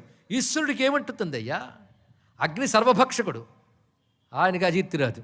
నువ్వు సర్వభక్షుడు అయితే నీకు వస్తాయి. శివుడు విషం మింగాడు, నిలబడ్డాడు కనుక ఆయనే చేశాడు అంటే ఆయన విషం మింగాడు, నువ్వు మింగు. ఆయన మద్యపానం చేశాడు కనుక నేను చేస్తాను సిద్ధపడిపోయేవే, కానీ శివుడు విషం మింగాడు కదా, నువ్వు మింగు. అమ్మో ఆయన భగవంతుడండి, మరి ఈయన భగవంతుడు దండం పెట్టు కూర్చో ఇక్కడ. అందుకే ఏవి ధర్మబద్ధంగా ఉన్నాయో అవి ఈశ్వరుడు మనకు శాసించాడు. శృతి స్మృతి మమ ఇవాజ్ఞ అన్నట్లుగా వేదము ద్వారా ధర్మశాస్త్రము ద్వారా ఇలా ఉండాలి, ఇలా ఉండకూడదని భగవంతుడు శాసించాడు. అది మనం ఆచరించాలి. అందుకని అలా చేశాడో అలా చేయకూడదు, ఎలా చెప్పాడో అలా చేయాలి. తెలుసుకో ఇక్కడ. కనుకనే ఈ మహానుభావుని ప్రవర్తన ఎలాగైనా ఉండవచ్చు. లీలా గృహేత దేహస్మిన్ ఈశ్వరే భువనాశ్రయే. ఆయన లీలగా రూపం స్వీకరించాక ఒక్కొక్కప్పుడు ఇలా ఉండాలి అని చెప్పడానికి ఆయన శౌచ ఆచారము మొదలైనవి పాటిస్తాడు. అని కొన్ని చోట్ల ఆయన శౌచాచారాది నియమాలు పాటిస్తూ ఉంటాడు. క్వాపి సంధ్యాముపాస్తేచ, ఒకచోట సంధ్యావందనం చక్కగా చేసుకుంటాడు. స్నానము దానము కూడా చేస్తాడు దత్తాత్రేయ స్వామి, తెలుసా? అదేవిధంగా భిక్షాం క్వాపి చరేద్దేవ, ఒకచోట భిక్షాటనం చేస్తాడు, మరొక చోట అన్నమే తీసుకోకుండా బహుకాలం ఉంటాడు ఆయన. క్వాపి యోగరతో యోగి, ఒక్కొక్కప్పుడు యోగరతుడుగా యోగంలో మునిగిపోతాడు. దుర్గమ్మైన వనాల్లో ఉంటాడు. ఒక్కొక్కప్పుడు గుహాయాం, గుహల్లో ఉంటాడు. క్వచిద్ అశ్వత్థే, ఒకనొక రావి చెట్టు మూలంలో ఉండొచ్చు. ఒక్కొక్కప్పుడు ఆశ్రమవాసులైన ఋషులతో కబుర్లాడచ్చు. ఒక్కొక్కప్పుడు గ్రామంలో తిరగచ్చు, నగరంలో ఉండొచ్చు. ఒక్కొక్కప్పుడు రథం మీద కూర్చుని కనబడతాడు. ఒక్కొక్కప్పుడు మత్త గజంపై ఊరేగుతాడు. మరొక సమయంలో అశ్వంపై కనిపించవచ్చు. ఒక్కొక్కప్పుడు ధ్యానంలో గోచరిస్తాడు. ఒక్కొక్కప్పుడు దివ్యాంబరధరుడై గోచరిస్తాడు. ఒక్కొక్కప్పుడు దిగంబరుడై కనిపిస్తాడు ఇక్కడ. ఒక్కొక్కప్పుడు చితాభస్మం పూసుకుంటాడు, ధూళి ఒంటి నిండా పూసుకుంటాడు. ఇంకొకప్పుడు చందనం మాత్రమే పూసుకుంటాడు మహానుభావుడు. ఒకప్పుడు నానాలంకార భూషితుడిగా గోచరిస్తాడు, మరొకప్పుడు ఏ అలంకారాలు లేనివాడుగా గోచరిస్తాడు. ఒకప్పుడు దివ్యాంగనతో కూడి ఉంటాడు అనఘాదేవితో, ఇంకొకప్పుడు వీతరాగుడై విరాగుడై ఉంటాడు. ఒకప్పుడు మధ్యమాంసరతుడిగా గోచరిస్తాడు, ఇంకొకప్పుడు శుద్ధమైన సదాచారంతో గోచరిస్తాడు. ఒకప్పుడు శివపూజ చేస్తూ గోచరిస్తాడు, లింగ పూజ పరక్వాపి, శివపూజ చేస్తుంటాడు. మరొకసారి కేశవా సేవనోత్సుక, విష్ణువుని ఆరాధిస్తూ కనిపిస్తాడు. మరొక చోట శక్తినిష్టో భవేద్దేవో, అసలు శ్రీ విద్యలో అత్యంత ప్రధానమైన ఆచార్యుడు దత్తాత్రేయ స్వామి వారు, అందుకే శక్తిని ఆరాధిస్తూ కనిపిస్తాడు. మరొక చోట గాణేశో సౌరయేవచ, గణపతిని ఆరాధిస్తూ కనిపిస్తాడు. అందుకే దత్తారాధనలో గణపతికి అత్యంత ప్రధాన విషయం ఉంది. సౌరయేవచ, సూర్యారాధన చేస్తూ కనబడతాడు. ఒకచోట హరియక్షం స్థాపయేత్ క్వాపి, విష్ణు ప్రతిష్ఠ చేస్తాడు. ఒకచోట శివలింగ ప్రతిష్ఠక, శివలింగాన్ని ప్రతిష్ఠ చేస్తాడు. ఎందుకు చెప్తున్నాడంటే వేదము చెప్పినటువంటి దేవతలు వీరు, వీరిని ఉపాసించండి అని చెప్పడం కోసం తాను ఉపాసించి చూపిస్తాడు. తానే విష్ణువుని పూజిస్తాడు, తానే శివుని పూజిస్తాడు. అంతేకాదు ఎక్కువగా అన్ని క్షేత్రాల్లో తిరుగుతాడు. కానీ ఆయన కాశీక్షేత్రం అంటే చాలా ఇష్టమయ్యా దత్తాత్రేయ స్వామి వారికి. అందుకే కాశీలో ఏం చేస్తాడంటే భక్త్యా సమర్చయేత్ కాశ్యాం పార్వతీ సహితం శివం తీర్థం కృత్వా తదగ్రే చ స్థాణువన్ నిశ్చలాకృతి. కాశీక్షేత్రంలో దత్తతీర్థం అని ఒక తీర్థం ఉంది. అక్కడ ఒక శివలింగం ఉంది, దాని పేరు దత్తాత్రేయేశ్వరుడు. డెవలప్మెంట్ పేరుతో కొట్టేసిన వాటిలో ఎన్నిపోయో మనకు తెలియదు. అవి బయటకు కనబడకపోయినా అక్కడ ఉంటాయని నమస్కారం చేసుకుందాం. ఆ కాశీక్షేత్రంలో ఉన్న దత్తాత్రేయ స్వామి వారిని, దత్తాత్రేయ ఈశ్వర స్వామి వారిని కూడా ఇక్కడ నుంచి స్మరించి వారి అనుగ్రహం మనకు లభించాలి అని కాశీ విశ్వనాథుని మనం ప్రార్థన చేసుకుందాం. అక్కడ దత్తాత్రేయేశ్వరుడు అని శివుడు ఉన్నాడు, అంటే దత్తాత్రేయుడు ప్రతిష్ఠించిన శివుడు. దత్తాత్రేయేశ్వరాజ్యామ్యాం అహమస్మి గదాధర హరామి తత్ర భక్తానాం సంసారగత సంభవం. ఒకప్పుడు విష్ణువు చెప్పినటువంటి మాట ఏమిటంటే అక్కడ దత్తాత్రేయేశ్వర స్వామి అన్నాడు, ఆ చెంతనే దత్తాత్రేయ రూపంతో నేను ఉంటాను. గదాధరుణ్ణైన నా విష్ణు రూపములు ఎన్నో ఉన్నాయి ఇక్కడ. నేను సంసార గద సంభవమైనటువంటి బాధల్ని పోగొడతాను. గద అంటే రోగం అనర్థం. సంసార రోగాల వల్ల కలిగే బాధలు నేను పోగొడతాను. దత్తాత్రేయ తీర్థం అత్యంత పవిత్రమైన సుమా, అందులో స్నానం చేసి దత్తాత్రేయేశ్వర స్వామిని దర్శించాలి అని కాశీ విషయం ఇక్కడ ప్రస్తావన చేస్తాడు. ఎవరు? వేదధర్ముడు చెప్తున్నాడు. ఎందుకంటే ఈ కథ అంతా కాశీలోనే చెప్తున్నాడు కదా దీపకుడితో. అదే యోగ సిద్ధిర్భవేత్ తత్ర స్నానమాత్రేణ భావత, భావమాత్రంగా దత్తాత్రేయ తీర్థంలో స్నానం చేసి దత్తాత్రేయేశ్వర స్వామిని నమస్కరిస్తే వాడికి యోగ సిద్ధి లభిస్తుంది అన్నాడు. ఇప్పుడు అందరం భావమాత్రంగా చేయవచ్చు. ఎందుకంటే కొన్నాళ్ళకి ఇలా ఒక్కొక్కటి ధ్వంసం చేసుకుంటూ పోతూ ఉంటే, ఒకప్పుడు దుర్మార్గులు దాడులు చేసి ధ్వంసం చేశారు. ఇప్పుడు మనం తెలుసో తెలియకో ఎన్నో అత్యద్భుతమైనటువంటి స్వయంభూ స్వరూపాలని ధ్వంసం చేసేస్తుంటే అన్నిటి భావాలే మిగులుతాయేమో. ఇదే బాధగా ఉంటుందండి ఇక్కడ భావతీర్థములు. అందుకే కాశీ గురించి పెద్దల ద్వారా విని ఎక్కడున్నాయో వెతుక్కుంటాం. కొన్ని ఉన్నాయి, కొన్ని లేవు. లేవు కనుక లేవనుకోవద్దు, అవి సూక్ష్మలోకంలో ఉంటాయి, సూక్ష్మ కాశీలో ఉంటాయి. అందుకే భావించితే అవి తప్పకుండా మనల్ని అనుగ్రహిస్తాయి. అందుకే భావత అనే మాట ఎందుకు చెప్పాడు కానీ బాగా చెప్పాడు వ్యాసదేవుడు. అదే భావమాత్రం చేతనే దత్తాత్రేయ తీర్థంలో స్నానం చేసి దత్తాత్రేయేశ్వర స్వామిని దర్శించితే మనం ధన్యులమవుతాం అని చెప్తూ ఒక మాట అన్నాడు, ఇటువంటి దత్తాత్రేయ స్వామి వారి వద్దకు ఒకప్పుడు తీవ్రమైన వేదనతో బయలుదేరి వెళ్ళాడు కార్తవీర్యార్జునుడు అన్నారు. ఆయనకి వేదన ఏమిటి? వెళితే ఒకంతటా మాట్లాడలేదయ్యా, ఆయన సమాధి స్థితిలో ఉండిపోయాడు. ఆయన ఆశ్రమంలో సమాధి స్థితిలో ఉన్నాడు. స్వామి నన్ను అనుగ్రహించు అంటూ ప్రార్థిస్తూ వేడుకోలు చెప్తున్నా కదలలేదు ఆయన. బహుకాలం అక్కడ కార్తవీర్యార్జునుడు కూర్చున్నా దత్తుడు వారు కళ్ళు తెరవలేదు, మాట్లాడలేదు. ఏమిటిది ఆశ్చర్యం? ఇదే కొత్తగా వచ్చాడు కార్తవీర్యార్జునుడు, తరచూ వెళ్ళడం మాట్లాడడం అన్నీ జరుగుతున్నాయే. ఇప్పుడు ఇలా వచ్చి కూర్చుంటే ఎందుకు ఆయన కళ్ళు తెరవలేదు? పైగా ఇదివరకు హాయిగా వచ్చాడు, కోరికలు తీర్చుకున్నాడు, కబుర్లు చెప్తున్నాడు. ఇప్పుడు ఏదో వేదనతో వచ్చాడు. ఇంత వేదనతో వచ్చినప్పుడు ఎందుకు సమాధి స్థితిలో ఉన్నాడు? ఇంతవరకు లేని వేదన ఏమిటి కలిగింది ఆయనకి? ఎందుకు ఈయన సమాధి స్థితిలో ఉన్నాడు? ఎప్పుడు సమాధి నుంచి బయటపడతాడు? ఎప్పుడు మాట్లాడదామా అని ఎదురు చూస్తున్నాడు దత్తాత్రేయ స్వామి వారు. దత్తాశ్వరం వద్ద కార్తవీర్యార్జునుడు, ఆ చుట్టూ ఉన్న ఋషులు ఎప్పుడు స్వామి బయటకు వస్తారో దత్తాత్రేయ స్వామి వారు కనులు తెరిచి ఈ కార్తవీర్యార్జును ఎప్పుడు చూస్తారా అని ఎదురు చూస్తున్నట్ట. ఎప్పుడు స్వామి కన్నులు తెరుస్తాడా అని ఎదురు చూస్తున్నాడు కార్తవీర్యార్జునుడు. అలా ఎదురు చూస్తూ రేపు సాయంత్రం మళ్ళీ కలుసుకుందాం. దత్తుడు ఎప్పుడు కన్నులు తెరుస్తాడో చూద్దాం. సర్వం శ్రీ దత్త చరణారవిందార్పణమస్తు. స్వస్తి. ఇక్కడ ముఖ్యంగా ఒక చిన్న విషయం, ప్రారంభంలో మనకు కనబడకపోయినా ప్రారంభించిన వెంటనే మొత్తం అన్ని కుర్చీల్లో కూర్చుని నిలబడి కూడా వింటున్నటువంటి సహృదయులకు ముందు నమస్కారం చేసుకుంటూ, మొదటి నుంచి వచ్చి కూర్చుంటే ఇంకా మంచి విషయాలు తెలుస్తాయని విన్నవించుకుంటూ, అదే చివరిలో చెప్తున్న విషయం ఏంటంటే, ఇవాళ ఒక పెద్దవారితో మాట్లాడుతూ హిందూ ధర్మం గురించి హిందువులకే తెలియట్లేదండి, యువతకు తెలియట్లేదండి, అనేక ప్రశ్నలకు సమాధానాలు దొరకట్లేదు అంటే మీ ఋషిపీఠంతో అనుబంధం ఏర్పరచుకోండి, సమాధానాలని దొరుకుతాయని చెప్పడం జరిగింది. ఎందుకంటే 23 ఏళ్లుగా ఒక్క నెల కూడా ఆటంకం లేకుండా పత్రిక వెలువరిస్తూ ఎప్పటికప్పుడు అపోహతోనో జిజ్ఞాసతోనో లేదా సందేహంతోనో కువిమర్శతోనో ఏ ప్రశ్న వేసినా జవాబు చెప్పగలిగిన సత్తా హిందూ ధర్మానికి ఉందని రుజువు చేస్తూ ఋషిపీఠం పత్రిక ద్వారా నెల నెల అనేక రకాల విషయాలను చెప్పడం జరుగుతోంది. 23 ఏళ్ళైనా ఇంకా పత్రిక తెప్పించుకోలేకపోతున్నాము అని విచారం కలిగితే వెంటనే కౌంటర్ ద్వారా నిత్యం మీ ఇంటికి పత్రిక వచ్చేటట్టు చేసుకోవచ్చు. ముఖ్యంగా ఋషిపీఠం ఇస్తున్న వాంగ్మయాన్ని ఇంటి గ్రంథాలయాల్లో చేర్చుకోవాలని కోరిక. ఇది కేవలం ధర్మ వ్యాప్తి కోసం చెప్పడం జరుగుతోంది తప్ప ఇంకా దేనికి కాదు. ఎందుకంటే ఋషిపీఠం కూడా వ్యాపార సంస్థ కాదు, అది ధార్మిక సేవా సంస్థ. It is charitable trust. అందుకే ఇందులో వచ్చే ప్రతి పుస్తకం వల్ల వచ్చే ద్రవ్యం కూడా అనేక ధార్మిక సేవా కార్యక్రమాలకే వాడబడుతున్నది. అంతేకాకుండా అనేక రకాల ప్రశ్నల్ని ఒక చోట చేర్చి, ఫ్రీక్వెంట్లీ ఆస్క్డ్ క్వశ్చన్స్ అంటారు కదా, వాటిని ఏదో మభ్యపెట్టి ఇచ్చే సమాధానం కాకుండా శాస్త్ర ప్రమాణాలతో సమాధానం నేటి తరానికి తగ్గట్టుగా ఇచ్చే ప్రయత్నం చేస్తూ అనేక ప్రశ్నలను ఒక చోట చేర్చి సమాధానం అనే పేరుతో 2 వాల్యూములు విడుదలయ్యాయి. ఇవి కూడా లభ్యమవుతున్నాయి. ఇలా ఏషధర్మ సనాతన పేరు సంస్కృతం, కానీ రచనంతా చిన్న తెలుగే. ఇందులో హిందూ ధర్మానికి అది ఒక సిలబస్ లాంటి పుస్తకం ఉన్నది. అది ఇంగ్లీష్లో కూడా అనువాదం అయింది. త్వరలో 2వ ముద్రను కూడా రాబోతున్నది. అది మొదటి ముద్రను అయి ప్రతులు లేవు ఇప్పుడు. పైగా తెలుగులో లభ్యమవుతుంది, మళ్ళీ పునర్ముద్రణలు పొంది వచ్చాయి. ఇలాంటివి ఎన్నెన్నో ఇక్కడ లభ్యమవుతున్నాయి. వీటిని మీరు స్వీకరించవచ్చు. నేను శివపదం గురించి చెప్పగానే వెళ్ళేట కౌంటర్ వద్దకు చాలామంది. అయితే ఇక్కడ కొద్దిపాటి స్టాక్ అతను తెచ్చుకోవడం వల్ల ఉన్నవైపోయాయి. ఇవాళ మళ్ళీ తెప్పించి పెట్టారు కనుక వాటిని సద్వినియోగపరచుకోవచ్చు. స్వస్తి.